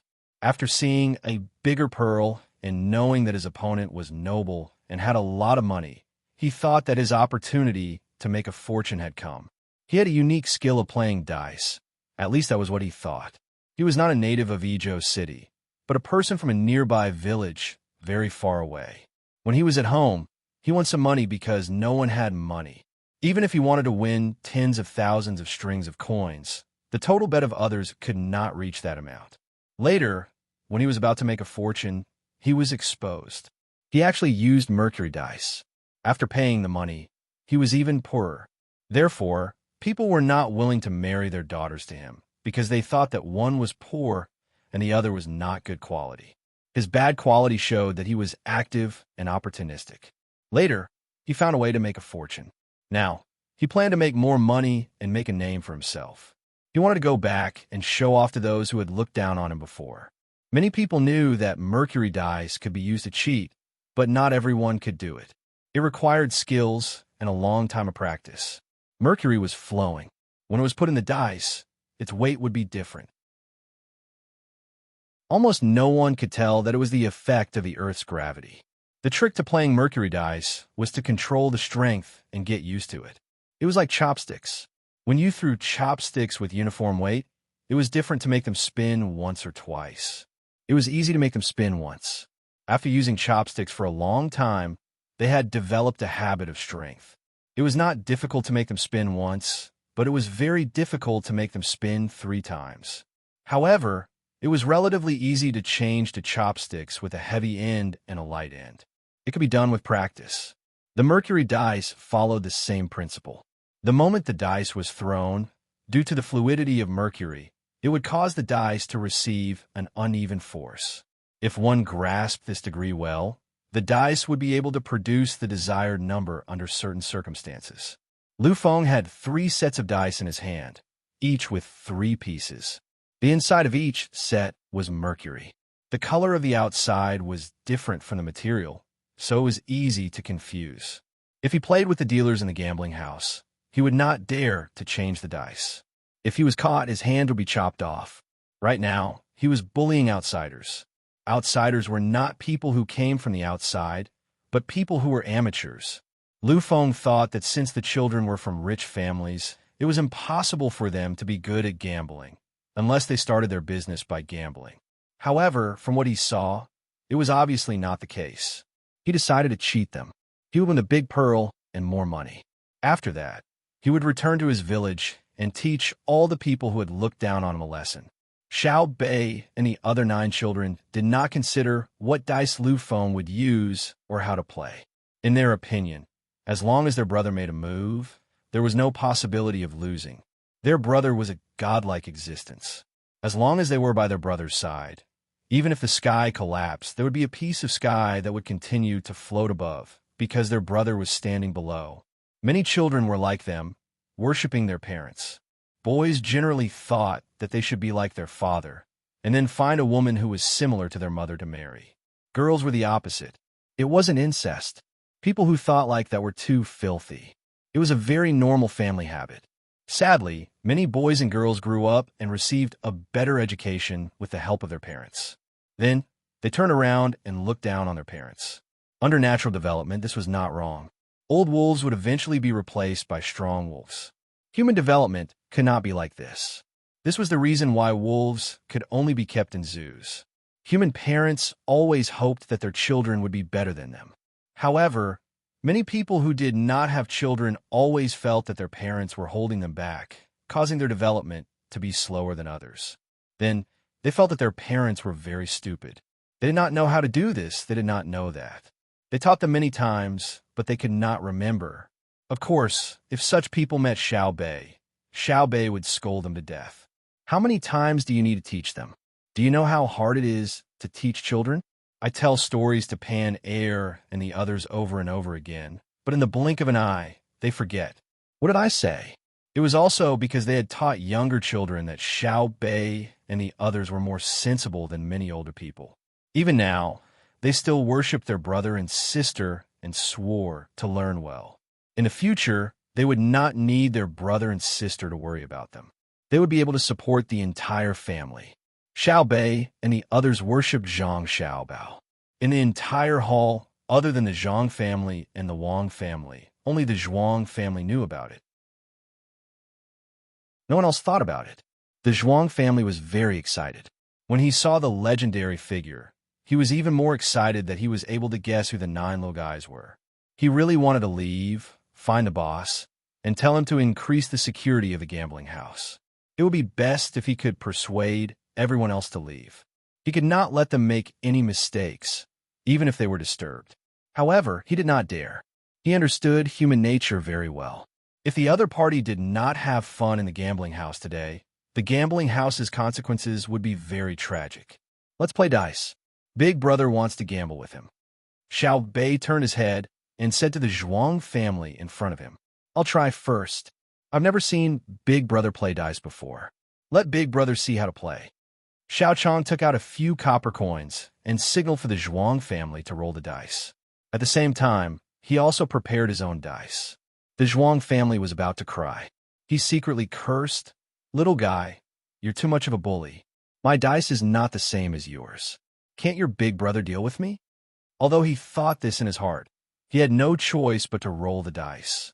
The crashing sound stopped when the dice cup fell. The Zhuang family raised his head and looked at Zhang Xiaobao expectantly. Zhang Xiaobao and Wei Wei smiled and said to their younger brother, Xiao Chong, just play 3 rounds, okay? People with pearls don't need other people's help. Okay, Xiao Chong happily agreed. He was about to throw out the dice in his hand. He wanted to bet 3 copper coins. It was not that he couldn't take out more money. He just wanted to play. However, Zhang Xiaobao picked up the dice in Xiao Chong's hand and casually threw it. It was a 2 small. The Zhuang family was stunned. Then, he let out a sigh of relief and said, Place your bets. He opened the dice cup. The 3 dice inside were 1, 3, 4, and 4. 1, 3, 4. Eat big and pay small. He gave the 3 copper coins to Xiao Chong. Then the dice cup fell steadily. Zhang Xiaobao threw the dice. It was a 5. The Zhuang family opened the dice cup. 4, 4, 6. Eat small and pay big. For the 3rd time, Zhang Xiaobao waited for the Zhuang family to finish rolling the dice. He threw a 1. The Zhuang family opened the dice cup. 3, 3, 2. Eat big and pay small. After shouting and giving the money to Xiao Chong, his eyes were full of shock. He already knew that Xiao Bao could hear the sound of the dice in his dice cup. This was definitely not a fluke. After 3 rounds, he did not believe that Xiao Bao was lucky. Then, he looked at Lu Feng with a pitiful expression. He said in his heart, You are dead meat. You could have chosen anyone, but you chose Xiao Bao. Wang Wan's beautiful eyes were also shining. She had never seen Zhang Xiaobao play dice. The information she collected before also did not mention it. But after thinking about it, she felt that it was normal. Zhang Xiaobao first learned his skills in prison. There were many gambling gods who broke their arms, legs, or eyes. Plus, Zhang Xiaobao was smart and hardworking. She believed that it would not be difficult for him to learn a few skills. How come I have never heard that you are good at gambling before? Wang Wan touched Zhang Xiaobao. She moved her lips. Zhang Xiaobao also moved his lips, because you did not send the meteor squad to deal with me. I have always been gambling in private. If I had known, I would have sent the meteor squad to deal with you. Wang Wan said. Zhang Xiaobao chose to be silent. The meteor squad he had at that time was many times stronger than the meteor squad that had just been formed not long ago. If they were to fight, it would be the worst-case scenario. Although the meteor squad was strong in the world, the meteor squad was not the only strong organization. There were other ruthless people and mercenaries. What's the point of watching a little kid play? Little brother, let's compete. Lu Feng felt the pressure. He had won 3 times in a row. Was it true ability or good luck? Zhang Xiaobao was indeed not 20 years old. Moreover, he was different from other people who looked mature at a young age. He had always looked very youthful, even his eyes. If there was no special description, he would be a gigolo who lived off women. However, in reality, this gigolo only freeloaded on a certain country. When he was full, that country would collapse. He was very handsome, especially his hands. They were slender and fairer than a woman's hands. In Wang Wan's eyes, his hands were red and stained with blood. If she had to find a dignified saying, according to Zhang Xiaobao's words, Buddha is merciful, but there are still 18 arhats. After killing people, they would turn back and be saved. After killing people, they would put down the butcher's knife and become Buddha immediately. Even if he was kicked to hell by thousands of creatures, he still dared to make friends with Ksitigarbha Bodhisattva. I'm doing this for you. I'm afraid you'll be lonely. Zhang Xiaobao showed his hands and said to Lu Feng, how do you want to bet? You and I will throw dice in a bowl. Whoever gets the most points wins. It's a best of 3, Lu Feng suggested. Okay, someone bring the bowl and dice. Zhang Xiaobao followed the suggestion. The dice and bowl were brought over. The people around consciously took 2 steps back, looking forward to today's game. Zhang Xiaobao slowly rolled up his sleeves, revealing his forearms. He asked Lu Feng, who's going first? Lu Feng grabbed 3 dice and was about to throw when Zhang Xiaobao stopped him. Roll up your sleeves. To be honest, you need to be topless to play dice. It's not elegant. You should at least roll up your sleeves, right? Wang Wan smiled at the side. She knew that Zhang Xiaobao wanted to win with skills and not tricks. It was impossible for him to not show his arms. His wide sleeves were enough to hide a set of mahjong tiles, let alone dice. Many people who practice close-range magic usually rolled up their sleeves to give others the impression that they were not cheating. However, they would always roll up their sleeves. Hence, the rolled-up sleeves would become something to store props, and they could store a lot of things inside. Therefore, when she saw the magician touching the sleeves, she was not interested in watching.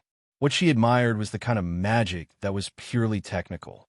The magician knew that the magician's magic was fake, but because the magician's hand movements were too fast, it was faster than the human eye could react, thus achieving the goal of deception. This was real skill. As for the magician who specialized in playing with props, it was better to look at the people in the National Spy Organization who were involved in the production of spy materials. Seeing their ideas and the process of production was truly amazing. However, they could not show their talents on screen. My arms are afraid of the wind. I'm afraid that the wind will blow my arms. Lu Feng obviously did not want to cancel out the function of the dice. I'll ask someone to close the door, Zhang Xiaobao said. I mean, it's not okay to show your arms. Lu Feng continued to find excuses. Zhang Xiaobao nodded with understanding. Oh, I see. Then, let's use a dice cup and bet on the size of the dice roll. What do you think? Zhang Xiaobao's suggestion was very fair. One was to see the skill of the dice roll, and the other was to see the skill of the listening. It could also be said that it was a game of luck. Lu Feng didn't want to believe that the person who gambled with him had such good skills. Although he had won 3 rounds in a row with the dice, it could be attributed to good luck. After belittling his opponent infinitely in his heart, Lu Feng still shook his head. It's better to do it in the bowl. Others can see it clearly. Zhang Xiaobao smiled and did not correct him. What did he say? Could it be that others could not see the dice roll? Instead, He said okay and reached out to pick up 3 dice. Without any movement, a small knife appeared in his hand. The knife was thin and narrow, and the handle was very short. It did not have a sheath. The knife was 2 inches long, and the handle was more than half an inch. It was very strange. What knife? The people around saw Zhang Xiaobao's knife and were puzzled. Wang Wan narrowed her eyes. This kind of knife did not follow the principle of weight distribution of objects flying in the air, but Zhang Xiaobao had a special skill. When the knife flew up, it was 100% accurate within 20 meters. Even if the opponent had a gun, he was not afraid of within 20 meters. Of course, he would not be crazy enough to use a knife to hit the opponent's bullet. That would be a story, or it would be an accident. He would make a dodging action that the opponent could not aim at and shoot the knife to achieve his goal. No matter how unusual it was, Zhang Xiaobao was now doing something normal with the knife. He was drawing lines on the 3 dice in front of him. The dice were provided by the casino, and it was free, unlike the cockroaches that had to be bought. After drawing a cross next to each of the dice, Zhang Xiaobao threw the dice into the bowl with satisfaction. He smiled at Lu Feng and said, "You can use the dice to throw into the bowl. I made a mark in case you think I'm cheating." Lu Feng's hands, which were hidden in his sleeves, were tightly clenched into fists. He did not expect the opponent to be so experienced. He hesitated and said without any embarrassment, "It's better to use the color cup. When I see the lines on the dice, I always feel uncomfortable. There are flaws." "Oh, okay. I'll listen to you. Who's going first?" Zhang Xiaobao was still very easygoing and easygoing. Xiaobei's eyes were smiling like peaches. She admired her brother's confidence. If it was not for Xiao Yuan's photographic memory, she probably would not be able to find a husband in the future. She would always unconsciously compare others with her brother.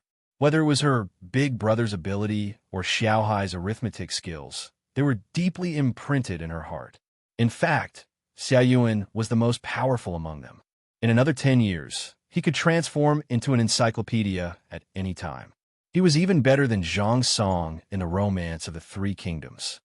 "I'll go first." Lu Feng did not have time to pay attention to the confidence in the eyes of Xiao Bei and the other children. He reached out and picked up the color cup, swinging it left and right in front of him. He put the dice into the cup and shook it. After a few breaths, he threw it on the short table in front of him and looked at Zhang Xiaobao. Zhang Xiaobao was stunned. He took a deep breath and said slowly, "You just dropped a dice. How do we calculate this?"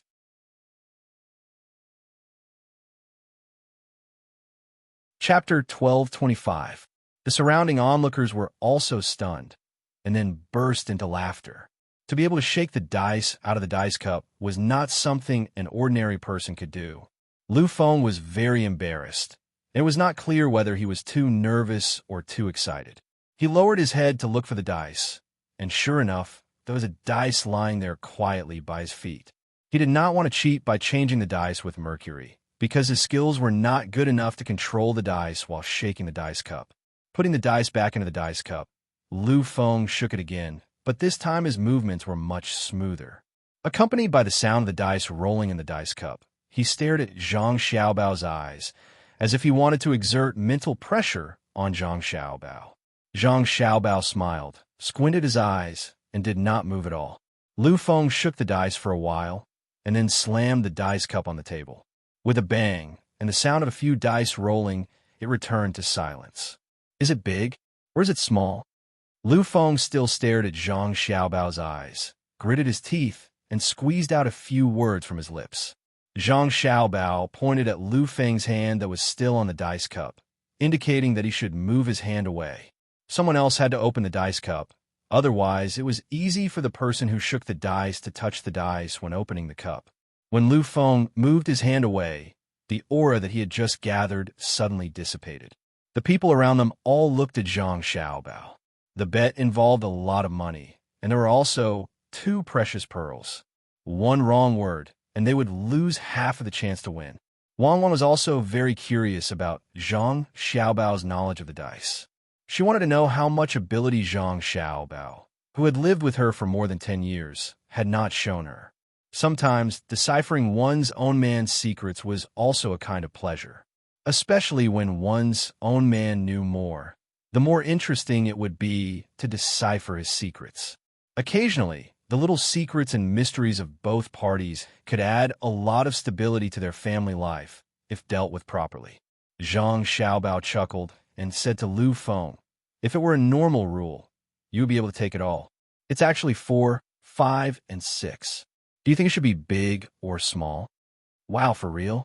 Xiao Bei rested his head on his brother's shoulder and asked excitedly when he heard his brother say the number. The other people around him were also shocked.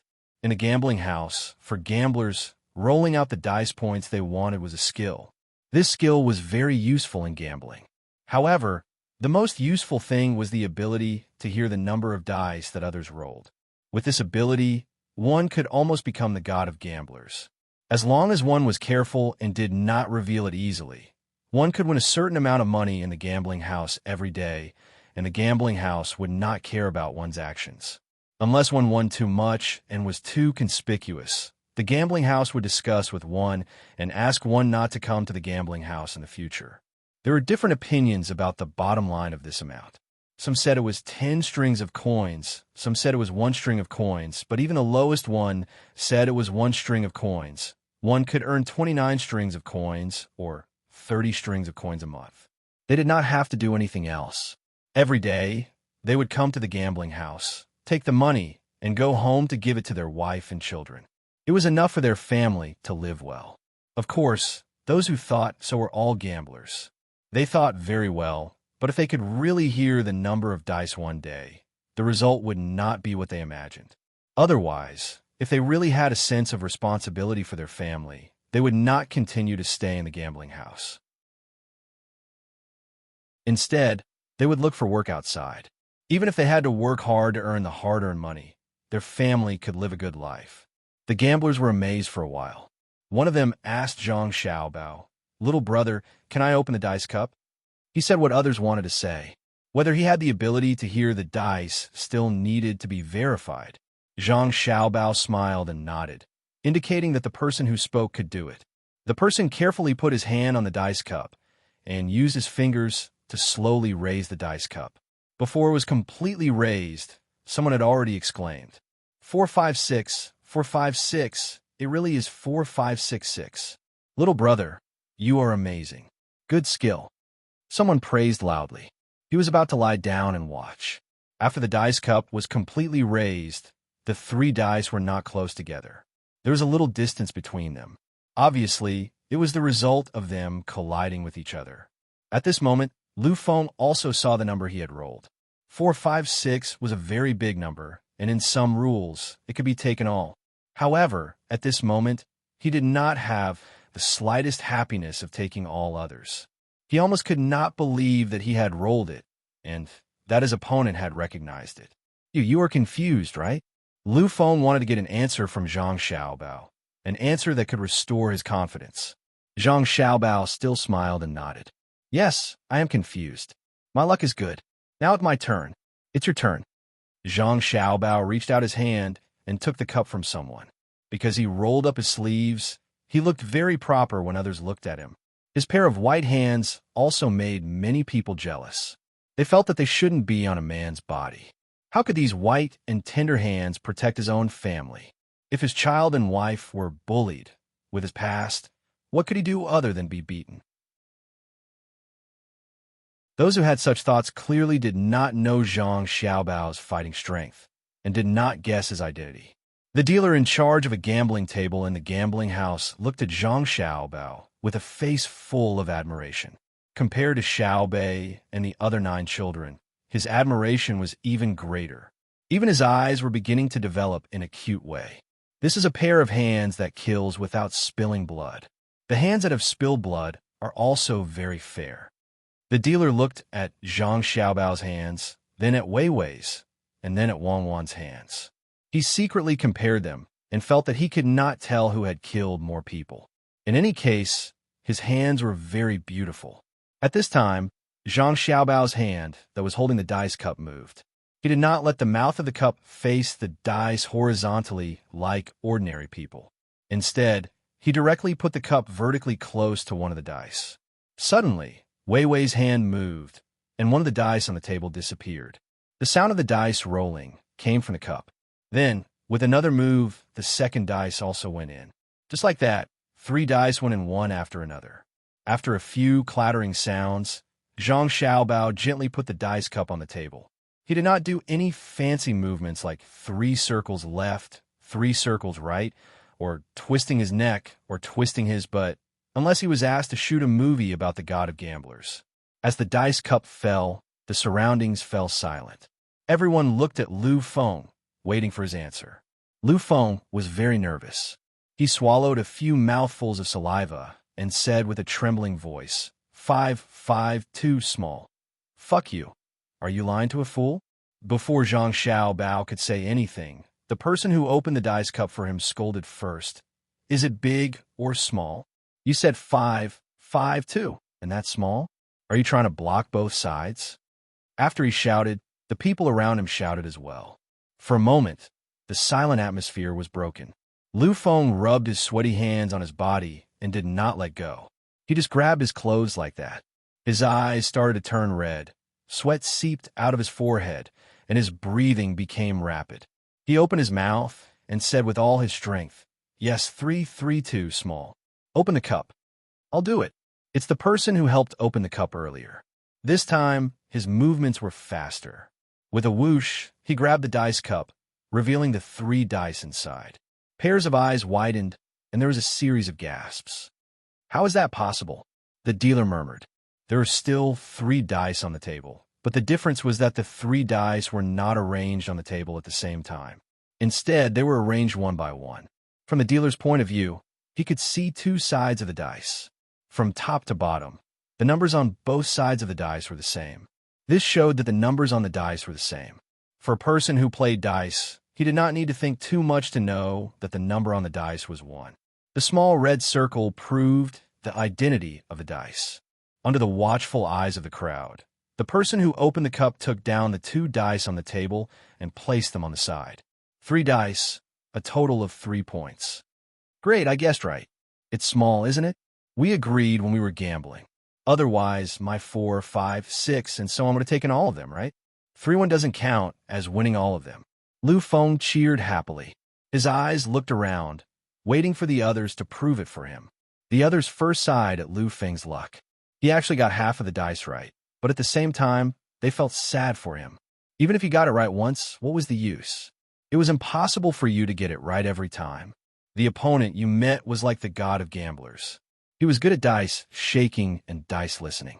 If he wanted to win, he just had to play a few more rounds. Yes, it's considered small.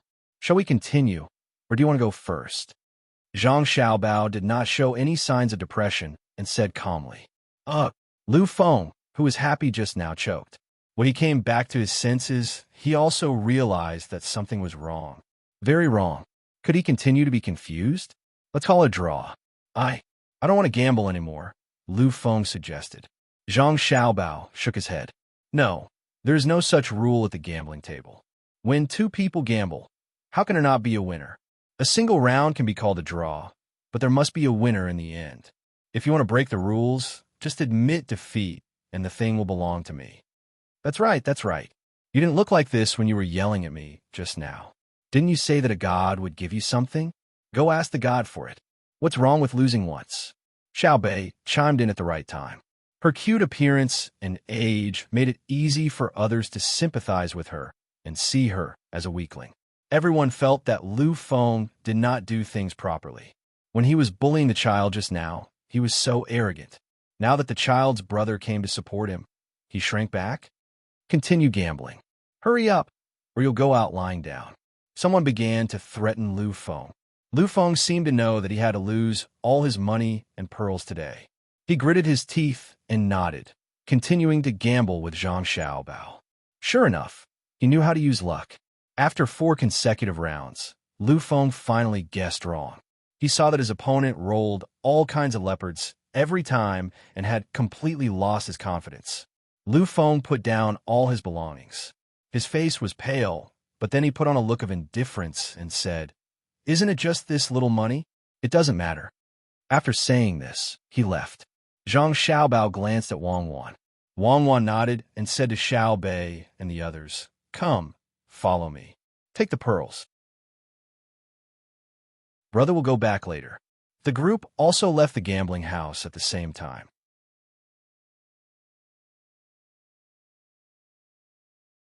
Chapter 1226. Following their sister, Xiao Bei and the others were not in the mood to stroll around. They were all thinking about the situation when their brother was gambling with others and felt very satisfied.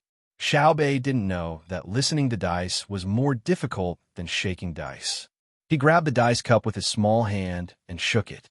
He asked his sister, "How do you roll 3 dice when you put them one by one?" "It's like a tall house.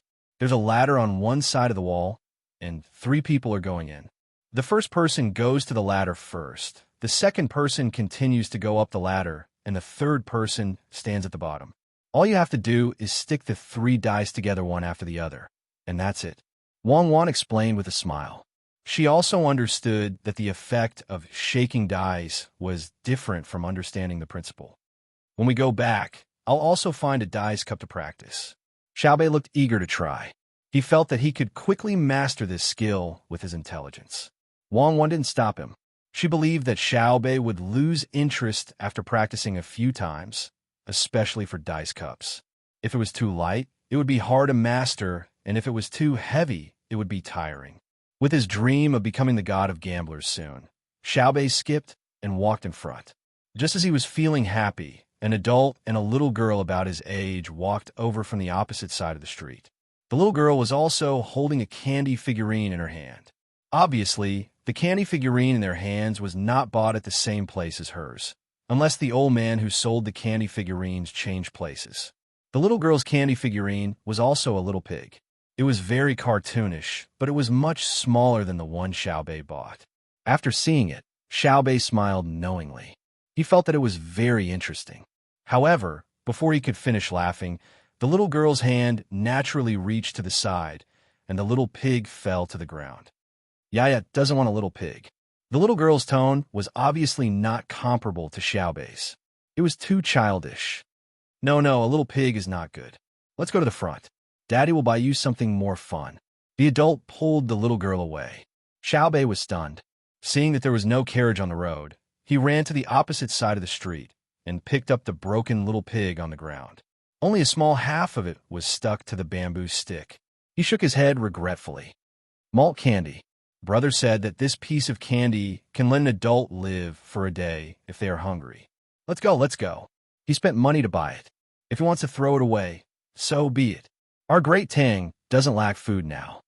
Xiao Yuan pulled Xiao Bei away. Wait, pick it up. What if it sticks to other people's feet? Xiao Yuan, how many people do you think have bought Darling Candy House's candies and then casually threw them away? Xiao Bei squatted down and began to pick up the pieces of Little Pig. He placed them in his palm piece by piece and then grimaced from the stickiness. Xiao Yuan thought about it and gave up on the idea of picking them up together with Xiao Bei. However, he decided to stick it to himself. There were only a few pieces anyway. He could wash them when the time came and leave his hands behind. Perhaps he could even help to carry the items. So he stood by the side and answered Xiao Bei's question. "I don't think so. Our candies are very delicious, and the packaging is beautiful. Every candy has its own story. How much determination would it take to throw them away?" "That's good. Xiao Yuan, where's that light blue handkerchief of yours? I saw a flower bloom on it last time. Let me take a look again." Xiao Bei nodded and stood up to join his sister. He then asked Xiao Yuan very casually. Xiao Yuan also answered casually, "Yes, I saw it last time too. I just threw it away casually. Also, I feel that if we were to compare based on money, my clothes are more valuable than the candy." "Oh." Xiao Bei seemed very dejected. His act had been seen through so quickly. It seemed that the people around him were not easy to fool. When he returned to the team, Wang Wan had already taken out a wet towel to wipe his hands. She asked, "What's the matter now?" Xiao Bei's heart aches for a piece of candy. He feels that it can save lives at a critical moment, but he just threw it away casually. "It's not good," Xiao Yuan helped to explain. "It's okay. Our great Tang has relief stations. If there are really people who don't have enough to eat, they can go to the relief stations. They won't starve to death. The country's food production is enough. Otherwise, your brother and I wouldn't have started a war. Actually, this is something that has existed since ancient times. Those who have more resources have the right to squander them as they wish. Then, people will starve to death at their feet. There's no right or wrong, only choice. Because if you help people who are about to starve to death, they might not thank you. They might even rely on you in the future. At the same time, there are many reasons why people will starve to death. Some are because the weather is bad and there is no harvest. Some are because they are unlucky and their food is washed away by the flood or burned by fire. But there are also some because they are lazy and not smart enough. They are too stupid. Wang Wan tried her best to explain in words that Xiao Bei and the rest could understand. When it came to food, she wasn't very strict. She didn't require everyone to eat when they were eating. This was because at that time, other than Africa, it wasn't easy to starve people to death. Moreover, it was not that the world did not have enough food in Africa, but that other people would not provide food to them for free. Humanitarian aid was only a small part of it. However, many people occupied Africa through other means. They planted a lot of food on the land they occupied.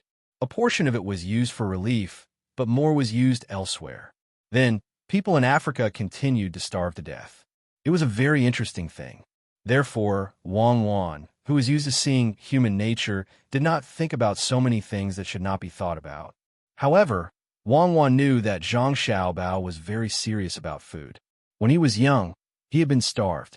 Even though the relief station at that time could still take care of some of the relief work, no one liked to go there. There were many restrictions, and the food and accommodation were not good.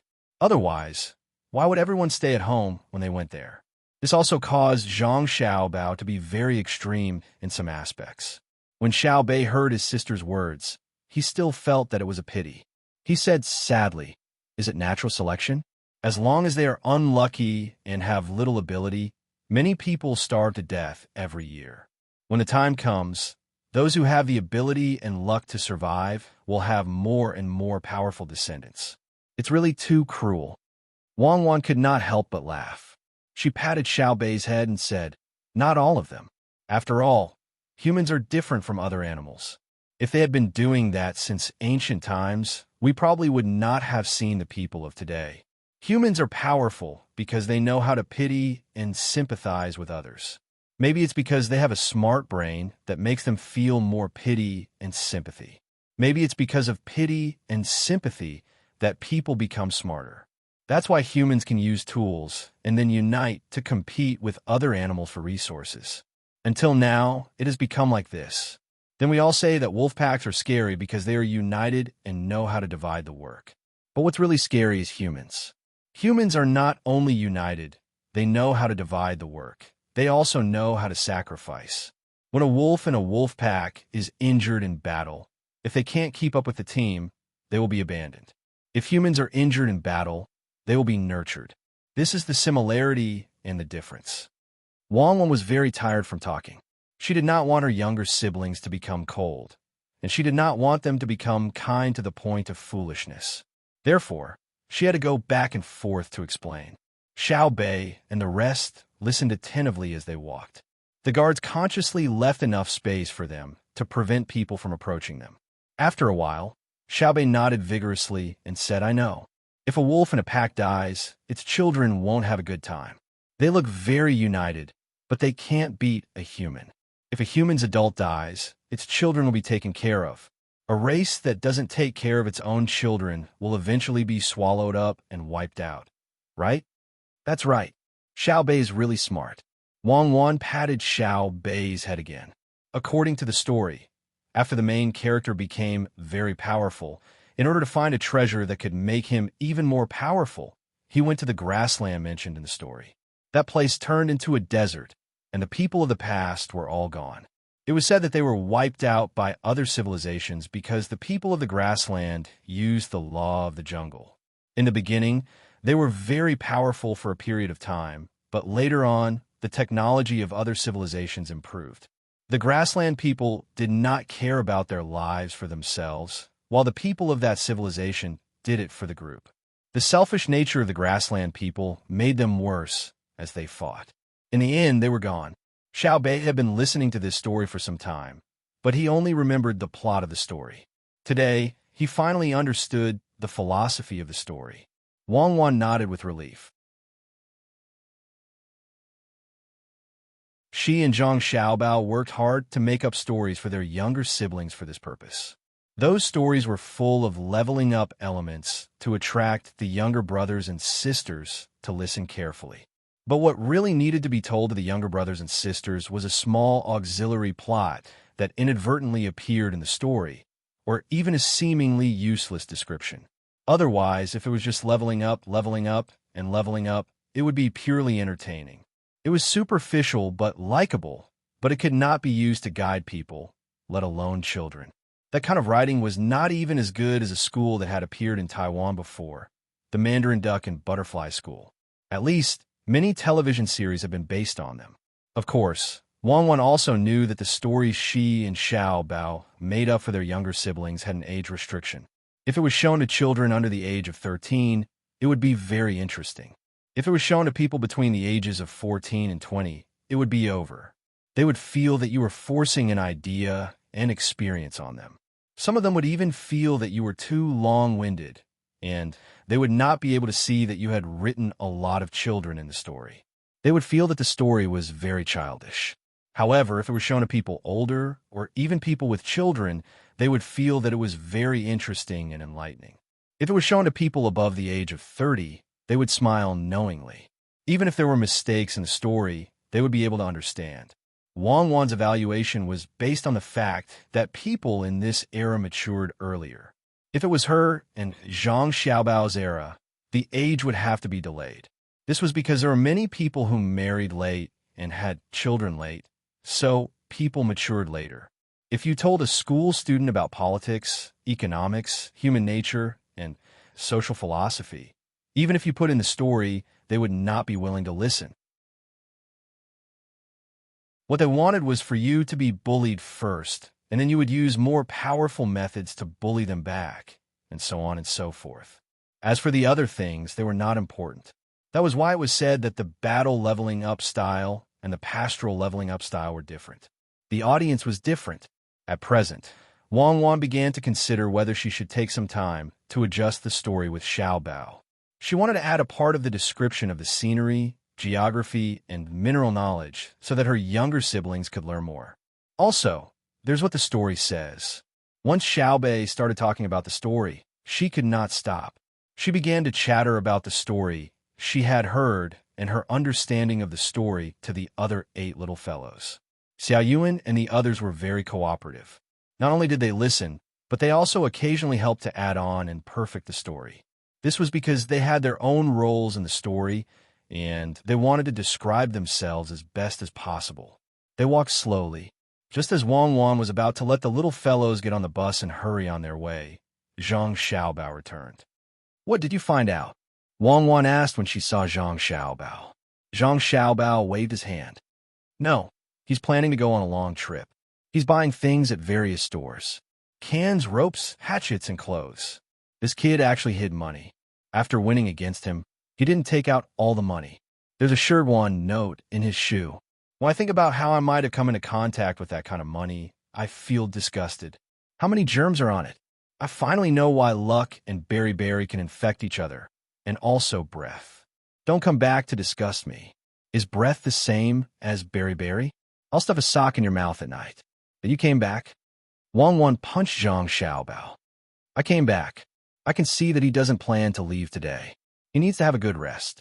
I got someone to keep an eye on him. When he leaves, I'll go over and take it as a break." As Zhang Xiaobao spoke, he looked at his younger brothers and sisters who were looking up at him. He asked, "Why don't you take the car? If you want to go between the clouds and the water, you guys can't go far. It's over there. We'll take the car later. It's good to walk around and see what people are busy with. Just now, there was a child about my age who threw away the candy. What a pity. Look, which restaurant is that? The leftovers from yesterday, right? Why is it only now that someone is going to collect it? Xiao Bei saw a cart pulling a large wooden bucket. A person got off the cart and took out a small wooden bucket from the back alley of a restaurant. He poured the contents into the big wooden bucket and said in puzzlement. Zhang Xiaobao was also puzzled when he saw this. Under normal circumstances, the restaurant would pour out the things the night before. If it was open very late, it would be done early in the morning the next day. It didn't seem good to pour out now. There were many people on the road, and they would feel uncomfortable after seeing it. It would affect the restaurant's business. With doubts in his heart, Zhang Xiaobao led a group of people over. Their actions clearly frightened the person who was pouring the things out. He stood there and didn't dare to move. Zhang Xiaobao came closer and looked over. He said, "It's all steamed buns and rice. Where are the leftovers?" Xiao Bei also extended his arm to a guard and let him carry it. He also looked over. Sure enough, it was as his brother said. The big wooden bucket was full of staple food, and there was very little noodles. The person who was asked didn't dare to not answer. He replied, "The leftovers were collected by someone last night to feed the pigs. After the pigs eat it, they will become very fat. I raise chickens. My family also sells steamed buns and sesame seed cakes. If the chickens eat too much greasy food, they will become greedy. In the future, they won't lay eggs if I don't feed them often." Zhang Xiaobao stared at the other person's eyes. When the other person finished speaking, he questioned, "Are you sure you didn't take the things home and put them back in the noodles?" "I wouldn't dare," the person said repeatedly, but his eyes flickered. Zhang Xiaobao didn't say anything else. He led his brother and sister and continued to walk forward. Wang Wan, who was beside him, sighed. There are more and more smart people now. They know how to further reduce the cost. Actually, if you think about it carefully, it's not a big deal. The leftover staple food from last night was taken back by someone. If it's not spoiled, they can put it back in the noodles and steam it or roast it. The high temperature will also sterilize it. Not only is it reusing the resources, but also saves on yeast. Wang Wan's words were obviously not true, but living in a society, there will always be some helplessness. If everyone could consciously do what they should do, then it would become the communism that she didn't dare to believe. Zhang Xiaobao was silent for a while. He shook his head and said, "No, we definitely can't allow him to do that. Today we let him make steamed buns. Tomorrow, he might do something to the vegetables he received. For example, you can first precipitate it, then boil it, filter it, precipitate it again, heat it up again, and filter it again. Then you can put it in a bucket and sell it to a restaurant at a very low price. The kitchen chefs of the restaurant use it to cook ordinary tofu. If the previous processing technique is not perfect, you can actually taste the minced meat tofu from the tofu. You can give a thumbs up and praise, this tofu is amazing." Beside him, Xiao Bei listened and felt that the processing technique mentioned by her brother was very magical. She thought hard and reminded, "Brother, then can the leftovers be put into compressed biscuits? Compressed biscuits are a lot of things put together. This way, it won't be a waste." Don't listen to your brother's nonsense. You can draw inferences from one example. Wang Wan was very helpless. In the past, when she said that the medicine for diarrhea on the skewers could treat dysentery, Xiao Bei wanted to help with the cold medicine to treat typhoid. That's why it depends on how you look at things. Zhang Xiaobao smiled and hugged his sister. If we let it go once, it will happen more often in the future. I hope that the people of Great Tang can save and cherish food, but I don't want to use this method to recycle and reuse. Of course, I don't care if the oil is sold to other countries, but it can't be sold in our country. So many things have been fermented, reacted, and heated. Who knows what will appear in it? What if it affects the genes? Just hearing about it makes me scared. Isn't that right, Xiao Bei? Yes, I'm scared. I feel disgusted just thinking about it.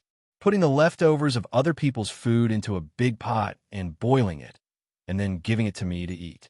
It's so uncomfortable. Xiao Bei covered her mouth and pretended to vomit. Pass down the order. Have them pass a law in the imperial court. Then announce it in the newspapers and on the bulletin boards of the local government offices. Whoever dares to recycle food from restaurants and remake it for people to eat will be judged guilty. The person who reports will receive a lot of rewards. Zhang Xiaobao couldn't just say a sentence and then arrest the person and convict him. After all, such a crime hadn't been committed yet. He had to pass it through those boring people in the imperial court first. Let's go. We'll take the carriage back. I'll make ice cream for all of you when we get home. Zhang Xiaobao carried his sister and boarded the carriage. The others followed suit. In the outskirts of the capital's Ministry of Works, Li Longji was able to finish filming the last set of scenes before noon today, after which he could edit and copy the scenes before sending them to various places in Great Tang. At least 3 sets of equipment had to be sent to each prefecture, and then it would be played in the counties under their jurisdiction. If there were villages that were too far away, a team of people would be sent to them so that the citizens of Great Tang could see the heroic image of their emperor. We can see that filming a movie isn't an easy task. During the break in the filming, Li Longji sat under a large sun umbrella and casually grabbed a bottle of ice soda. He opened the cap and gulped down 2 mouthfuls of it, after which he used a handkerchief to wipe the sweat on his forehead and sighed. He didn't dare to move his hands too much in case he wiped off the makeup on his face. Gao Lishur wasn't guarding the construction site in the palace today. He believed that even if he wasn't around, no one would dare to slack off, let alone cut corners. Hearing His Majesty's words, he didn't say anything. He knew that His Majesty was complaining happily. Filming a movie wasn't just tiring for one person. Everyone was tired. However, only those who were filmed could be shown on the screen for many people to watch. This was a great opportunity to become famous. If other scholars could join in the future, they would be willing to do anything for a spot. Usually, they would tire themselves out by participating in poetry gatherings, cocktail parties, and even sending invitations to high officials and nobles. They would flatter each other and occasionally criticize the government. Their goal was to become famous and then take the imperial examinations and take in students. Once they succeeded, not only would they gain fame, they would also gain benefits. Now, they could publish articles in newspapers and encourage others to buy them. In the future, when they were filming a movie, they would be able to see the real person and become famous faster. What should they do then? Gao Lishur was worried about the movie. He was worried that when the emperor's movie was released, many officials who had the same idea would use various means in the imperial court to get a chance to be filmed. Therefore, there would be one more benefit to compete for. The imperial court would be very lively, and the censorate would not be lonely anymore. Lishur, I'll give you a few more scenes. Li Longji saw that Gao Lishur was in a daze. He thought that Gao Lishur felt that he didn't get enough scenes, so he comforted him. Your Majesty, this subject thanks you, but there's no need. This subject has enough scenes. Previously, there was a person who helped you pick eggs and gave this subject a lot of scenes. There were also a few lines of dialogue, such as, Your Majesty, look, this small one is an egg, this big one is a duck egg, this bigger one is a goose egg. Gao Lishur didn't intend to continue wasting the film. No matter what, he had to give the emperor more chances to show his face. Li Longji rolled his eyes and said, Didn't you cut that part? We cannot tell the difference between chicken, duck, and goose eggs. If it was broadcasted, the common people would laugh to death. Who wrote the script? Punish him. He has already been punished. He was given 10 whips, but he kept saying that he was wrong because his angle was different. He said that he was not filming the official history, but a drama. If it was an official history, there wouldn't be so much dialogue and scenes. Although this subject hit him, I feel that this person is not bad. I plan to let him write a distorted history to belittle the emperor of other countries according to the situation of other countries. After Gao Lishur helped to come up with a bad idea, the person who was hit said that although that person didn't write the script well, he did have some skills. It would be a pity to drive him out of this industry. Li Longji nodded. He personally opened a bottle of soda and handed it to Gao Lishur, praising, It's my great Tang's fortune that you know how to use people well. Tell me, do you want to send someone to Jiannan Road to find Xiao Bao and the others and give them a few sets of scenes?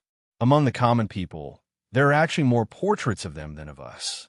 It's not good for us to not give them a chance to show their faces.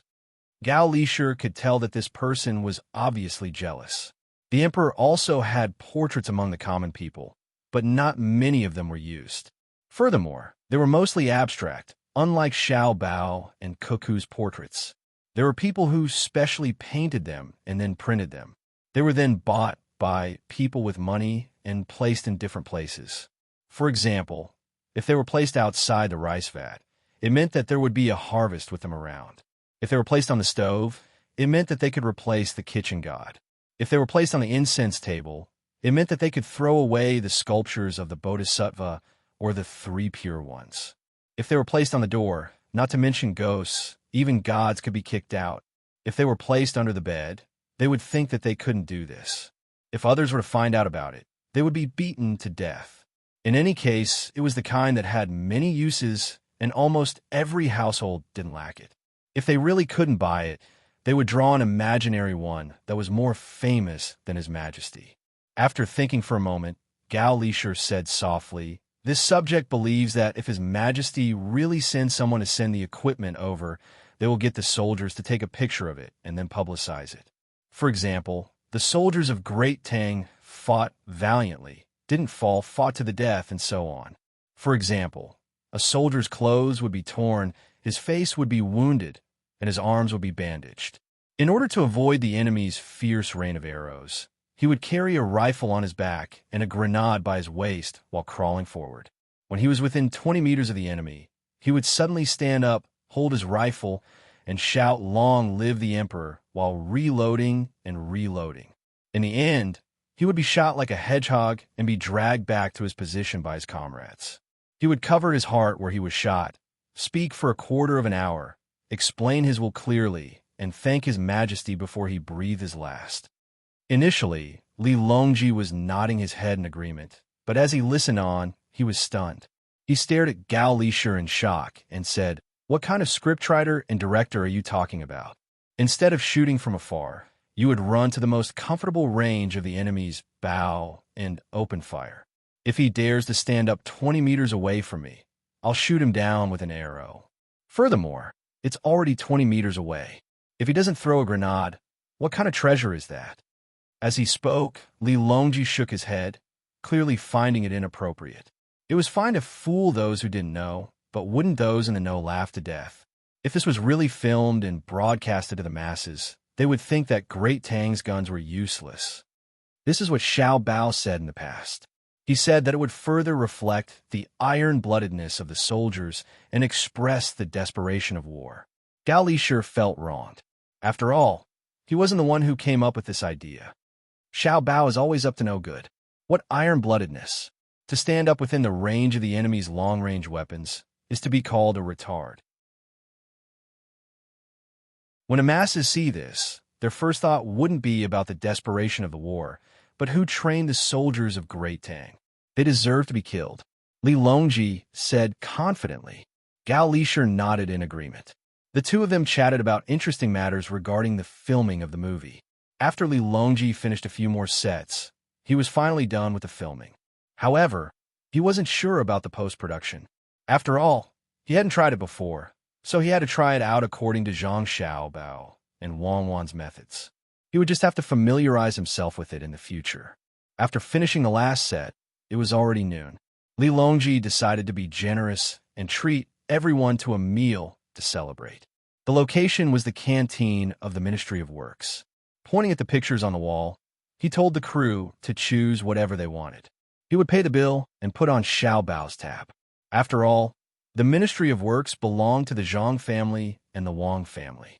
As the emperor, he couldn't break the rule of not spending money. The crew was extremely grateful.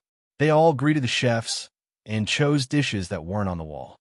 They belonged to the Zhang family and the Wang family, so they were used to eating the dishes prepared by the chefs arranged by their families. A peculiar expression appeared on Li Longji's face. If Zhang Xiaobao saw this, he would definitely give a bad taste evaluation. It was as though it was an honor to spend other people's money to treat someone else to a meal. After scheming against Zhang Xiaobao when he wasn't around, Li Longji felt extremely happy. On the other hand, Gao Lishir felt very helpless.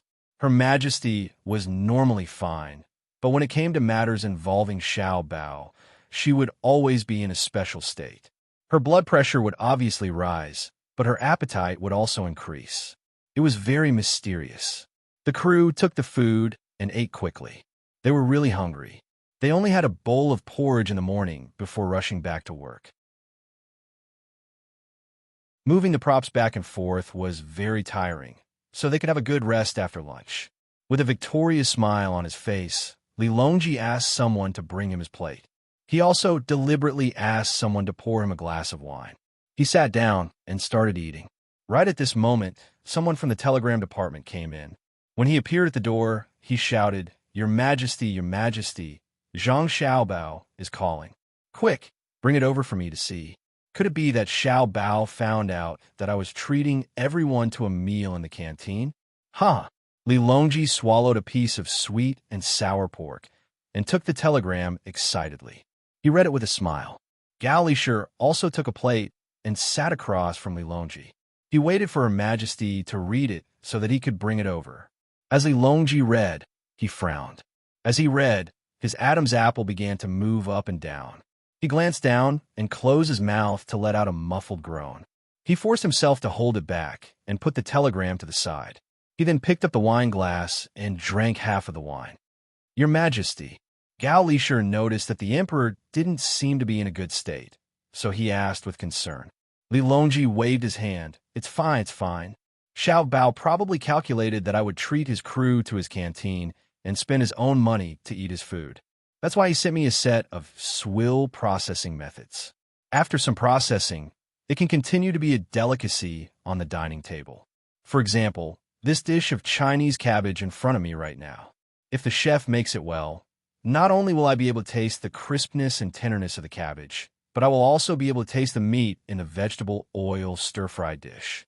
Don't you think it's amazing? When Gao Lishir heard it, he felt a little uncomfortable in his throat.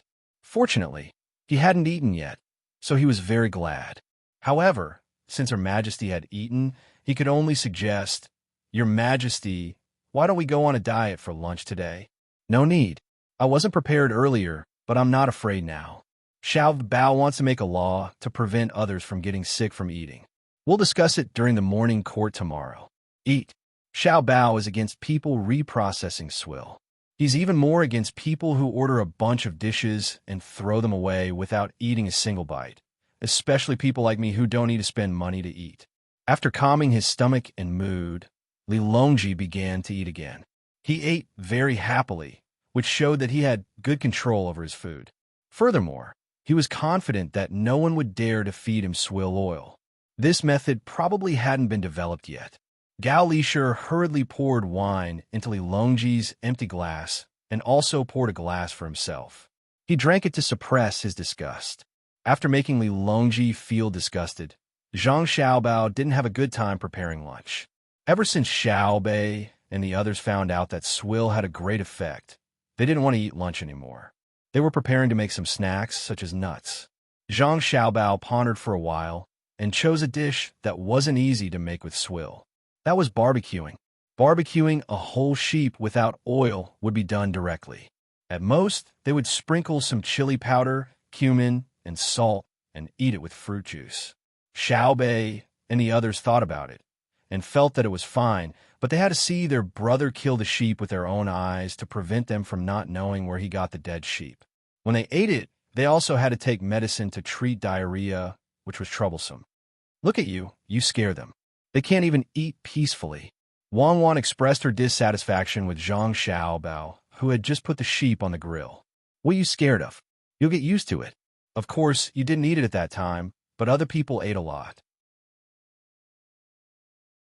Zhang Xiaobao began to cut the sheep with a knife. "It's just scary. Impossible." Wang Wan shook her head. "Forget it. How much oil does the family produce in a year? How much oil does the family use in a year? Where did the extra oil come from? Anyway, I don't have any evidence now. If it was in the past, I could bring you to the kitchen of a restaurant to take a look. You would see many plastic barrels with black grease on the outside. I'm just saying. Anyway, you didn't eat it in the past, and I didn't eat it in the future. I'm just saying." Let's not let them show up while we still can. If they form a chain of interest again, it will be difficult to deal with them. Zhang Xiaobao began to shake the grill slowly, and the sheep emitted a sizzling sound when the grease was being burned. Do your work. When Xiaobei and the others come later, you're not allowed to say such disgusting things. Wang Wan began to arrange the knives and forks.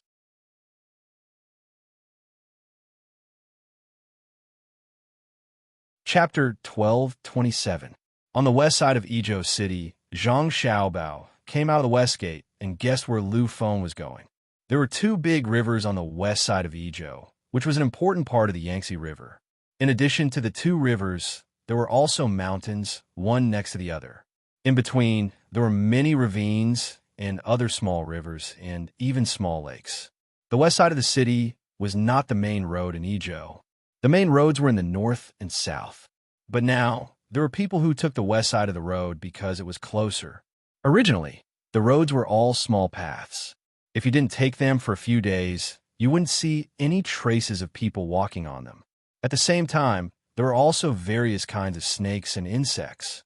Occasionally, a few wolves would appear to cooperate with the people who wanted to take a shortcut. Now, it was relatively easier to travel. There were no cement roads, let alone asphalt roads. Of course, the living standards and quality of people living in a country depended on the development of the country's science and technology, agriculture, and animal husbandry. When these three things improved, handicrafts and commerce would inevitably prosper. People would have higher requirements for the variety and quality of goods, which was directly reflected in the price of goods. Therefore, people who had the means would first think of transporting goods from other places to sell. With the money they earned, they would then buy the necessities they needed at home and the relatively luxurious things they liked.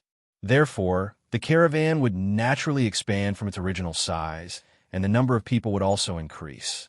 As a very important prefecture in Great Tang, the living standards of Izhou were naturally close to that of the capital. The locals found that by going out from the west side of the city, crossing mountains and rivers, they could exchange for things that were considered valuable in Izhou from the west side. On the way, they could even hunt, gather medicinal herbs and wild vegetables. It was said that people who walked a lot would become a road. This was passive, but the working people would change from passive to active when there was a possibility of improving their living standards. There were mountains ahead. It was simple. They would use saws and axes to cut down trees, and use picks and shovels to level the road. There were stones nearby, which they would put in baskets and occasionally transport to the road to prevent the road from being washed away by heavy rain. There was a river. If they didn't want to buy iron chains or couldn't afford them, they would use bamboo fibers to connect the two sides and lay planks on top. When everything was ready, they could start the road. In truth, the most important thing was the stability of the Great Tang. In the past, no one would be willing to go through the trouble of building a road from the Izhou prefecture to the west, unless they were tired of living. Now, there was no need for him to worry about being bullied by the Tibetans. Tubo had already become a part of the Great Tang, and he didn't need to worry about being harmed by the locals when he went there. Riding on his horse, Zhang Xiaobao had already felt the enthusiasm of the working people under the protection of the country's powerful military. The road to the west of Izhou was a dirt road, but there were many people coming and going. There were wheelbarrows, donkeys, and mules, and some people even carried sticks on their backs. Zhang Xiaobao, who deeply understood the relationship between stability and economic development, understood the thoughts of the passerby. An inexplicable pride filled his heart, as he had contributed greatly to this.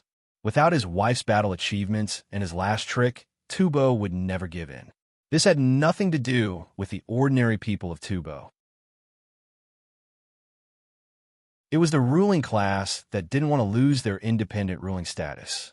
Although many of the passers-by in front of him had travel-worn faces, there was no hesitation in their eyes. When he pointed out a path for them, a lamp lit up in his heart. This was the joy of helping others. While Zhang Xiaobao was riding on his horse and thinking, a caravan came in front. The other party must have calculated the time and arrived in Izhou in the morning. After a short rest, they would be able to ship out the goods in the afternoon. At night, they would invite the local merchants to have a meal.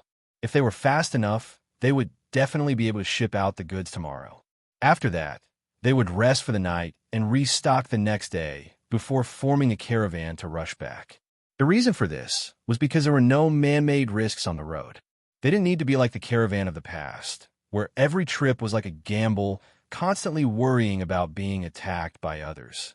Some were bandits, some were fellow travelers, and some were people who happened to be nearby. Who would dare to make a move now? Unless they were tired of living and couldn't think of a good way to die. So they attacked the caravan of their own country. Once they attacked, regardless of whether it was successful or not, once the caravan escaped back or was discovered by others, the Tang army would be mobilized. It wouldn't be the local yamen runners at all. Then, you could lead a group of people to prey and escape. The prerequisite was that you could be sure that the military dogs, goshawks, and tracking experts wouldn't be able to find any traces of you. You also had to be sure that your internal personnel wouldn't be tempted by the high reward and exemption for punishment. In other words, if you led your men to attack a caravan and earned 1,000 strings of coins and divided it among everyone, everyone would get dozens of strings of coins. If you were discovered, the imperial court would offer a reward of 10,000 strings of coins and exempt the person who reported you for punishment. Do you think your men would be able to resist? When Zhang Xiaobao saw the caravan on his horse, he deeply felt the safety of the other party. An organized caravan didn't seem to be very tired. Everyone was talking and laughing, and they felt that anyone by the roadside was like family. Zhang Xiaobao smiled and nodded to 4 people in a row. For a moment, he thought that his identity had been discovered. Later on, he thought that as long as you looked at him, he would nod to anyone. He was probably a public relations staff member of the caravan. The brother in front, pay attention. The one riding the horse, stop scratching. Zhang Xiaobao was in a good mood when he heard a shout from behind. Wei Wei turned to the side. Zhang Xiaobao turned around and saw a caravan of more than 100 people, 20 carriages, and many mules. A large flag was raised in the middle of the caravan. It wasn't accurate to call it a flag. It had 2 poles with a piece of cloth in the middle. The advantage was that people could see the symbol on the flag, even without the wind blowing it. The disadvantage was that the wind would increase the resistance. The design of the flag was very interesting. At the top was a row of slightly smaller words, Great Tang, as if they were afraid that people wouldn't know that the caravan was from Great Tang.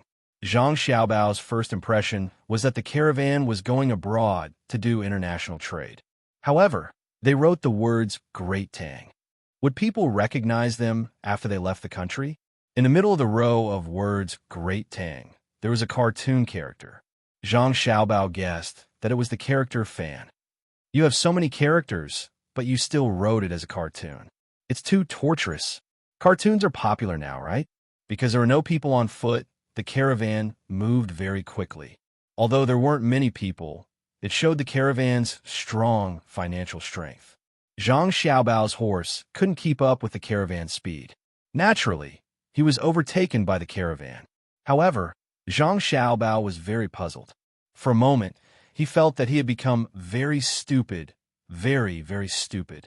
The road to the west of Idyll could be used by animals and people, but how could a carriage go there? Could it be that there was a special method? That was strange. With infinite curiosity, Zhang Xiaobao hid by the side of the road. When the caravan brushed past him, he asked, "Hey, are you going to India?" "That's India." It couldn't be helped. After all, he had the impression that the caravan was an international trade. If they were going west, they would definitely be going to India. It was the same place that the monk had gone to previously, but the road was different. Someone in the caravan slowed down and looked at the person who asked the question. He smiled and replied, "Why are we going to India? India is too far away. The food in the caravan won't be enough for us to eat." Zhang Xiaobao felt that his question was correct. A carriage could go over mountains, so what was there to be afraid of going to India? Since the other party said no, he could only continue asking, "Are we going to Tubo?" "What Tubo? Have you ever seen a carriage going west?" The other party retorted. Zhang Xiaobao nodded. "That's what I meant too." "Then you go over a few hills, and you'll be a few dozen miles ahead," the other party said. Zhang Xiaobao felt that his thinking ability had deteriorated. What was the meaning of forming a caravan to take this route? Seeing that the other party was about to speed up and follow them, Zhang Xiaobao had an idea. He took out a bun and handed it over. It was the first time they met, so it was better to have some etiquette.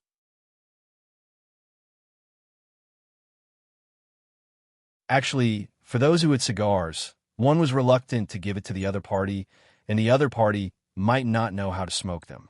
When the other party saw the person who asked about the matter handing over a bun, his expression changed. He was very surprised, but after some consideration, he still took it. He did not believe that this person would use poison. Similarly, out of courtesy, he took a bite in front of Zhang Xiaobao and nodded. Good stuff. Good bun. Beef and onion stuffing. Your bun is fragrant and doesn't have a bitter taste. What's going on? As long as he could keep the other party for a while, Zhang Xiaobao did not care what topic they were talking about. He smiled and said, "When other people eat beef, they usually don't eat it fresh. The so-called taste is not very good. There are also people who put seasonings. The purpose of seasonings is to get rid of the smell, but too much of it will make it bitter. The ingredients of seasonings are one animal, one plant, and one mineral." Yes. You are absolutely right. Do you know what seasonings to put in wontons? The other party took small bites and was reluctant to eat too quickly. The skin of the steamed buns was thin, the stuffing was big, and the ingredients were good. Excluding Zhang Xiaobao's personal labor costs, just the cost of the steamed buns was 5 copper coins. If sold at the restaurant between the clouds and the water, it would cost at least 60 copper coins. Therefore, people who ate at the restaurant between the clouds and the water generally didn't want to waste money. It was too expensive. Zhang Xiaobao saw that Duan Fong was eating happily, so he handed him another steamed bun. He also took one out to eat. He had not eaten in the morning. "Thanks, brother. It's delicious. Hurry up, let's eat while we walk." This person was not polite at all. He took a bun and threw the leftover bun into his mouth, urging him to hurry. Zhang Xiaobao nodded with the bun in his mouth and urged the horse to speed up. When the two people finished all the steamed buns brought by Zhang Xiaobao, they started to talk about wontons again. When it came to eating, Zhang Xiaobao could say that he knew a little about it. He was very modest. Seeing that the other party was still staring at the wontons and asking, he said, "It depends on what you are pursuing. Is it fragrant or fresh? What kind of people are your customers? How much do you want to sell a bowl? Is the stuffing pure vegetarian or pure meat? Or is it a combination?" From a selection of ingredients to the preparation of the stuffing, the blending of the soup, the taste of the soup base, and the auxiliary dipping sauces, there must be a detailed arrangement. Otherwise, it is hard to say. If you really want to say it all, it is estimated that you will not be able to finish it in a day. There are thousands of combinations of various aspects. Of course, people who are not into this kind of food will not be able to taste the subtle differences. What do you want to know? In the spirit of helping others, Zhang Xiaobao said very honestly. The other party listened with wide eyes and nodded from time to time. When Zhang Xiaobao finished, the person was surprised and praised, "I met an expert." "Brother, you're a chef, right?" "Absolutely. Where do you work?" Hobby. I have not considered a full-time job for the time being. In fact, my real identity is an official of a businessman who deals in goods." Zhang Xiaobao was afraid that the other party would pester him to become a professional chef, so he explained. The person was more confused after hearing that. His occupation was a mess. After thinking about it, he felt that it was very reasonable, so he said, "Well, as expected, a businessman who is not a good cook is definitely not a good official." "Thank you." Zhang Xiaobao smiled. "Brother, to be honest, the best stuffing for the wontons we make is the mutton stuffing. There is not a lot of it. Mutton is expensive. Generally, pork is accompanied by vegetables, such as pork and celery, egg, and chives and cabbage, loofah, cucumber, and dried shrimps, but it is not very much. Dried shrimps are expensive. The soup is soup. The water used to cook the wontons. Add some sesame oil, chopped green onions, and salt." The person chose to believe in Zhang Xiaobao, thinking that he could give him a better idea. Zhang Xiaobao listened carefully and said, "In this case, I will teach you a simple method. It is not too troublesome. I guarantee that your wontons will sell well. Zhang Xiaobao paused for a moment to give the other party time to listen carefully. There is no need to say much about the stuffing. I estimate that you can't afford the stuffing. The seller can't afford it. Let's talk about the soup. It must be chicken soup. Put pickled vegetables under the soup. It should be seaweed, but you can't afford it. Put the dried shrimps in the stuffing. If there is coriander, put some in as well. Then prepare the vinegar and soy sauce, and some pepper. Chili. You don't have chili, so don't prepare it. Prepare the garlic. That's all. Just do as you say. You don't have any extra cost. If you think that chicken soup is expensive, pork bone soup is also fine. Xiaobao said a very common recipe. The first time he made it for his family, it was the same. The only difference was that he added seaweed. After listening to it, the other party nodded. So simple. Simple? Yes, simple. Everything is simple. Do you know what the first test of the chef between the clouds and the water test is? Zhang Xiaobao was stunned and immediately followed the other party's words. What? The person obviously didn't know how the chefs of the restaurant between the clouds and the water tested. 3 dishes. 1 is scrambled eggs, 1 is roasted eggplant, and 1 is cold shredded cucumber. Zhang Xiaobao stretched out 3 fingers. The other party obviously didn't believe it.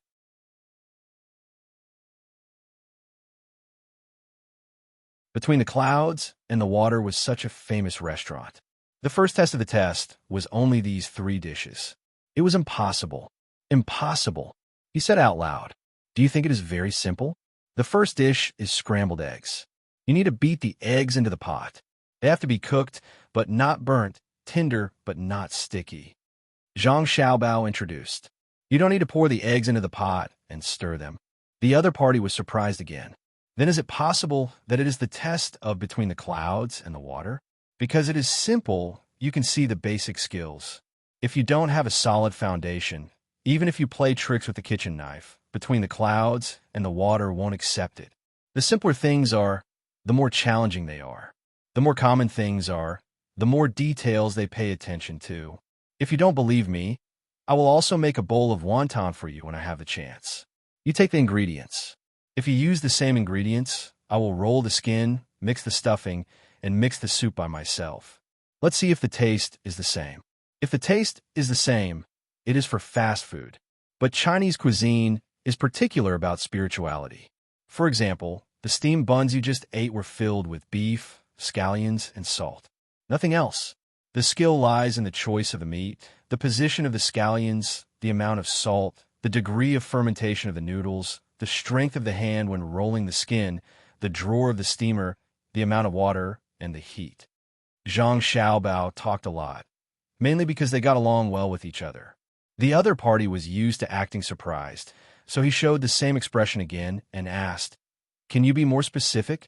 Zhang Xiaobao shook his head. No, if there's an absolute ratio, it will become fast food again. I have to see the meat, scallions, and where the noodles are produced before I can mix them. When I am cooking, there can be people watching, but it can only be understood and not explained. I understand. It's a pity that you don't work as a professional chef. All right, I'll remember the wonton recipe you mentioned earlier. When I meet you in the future, I'll treat you to it for free. I'll take my leave first. Seeing that he had fallen behind the group, the man clamped his legs on the mule and sped up.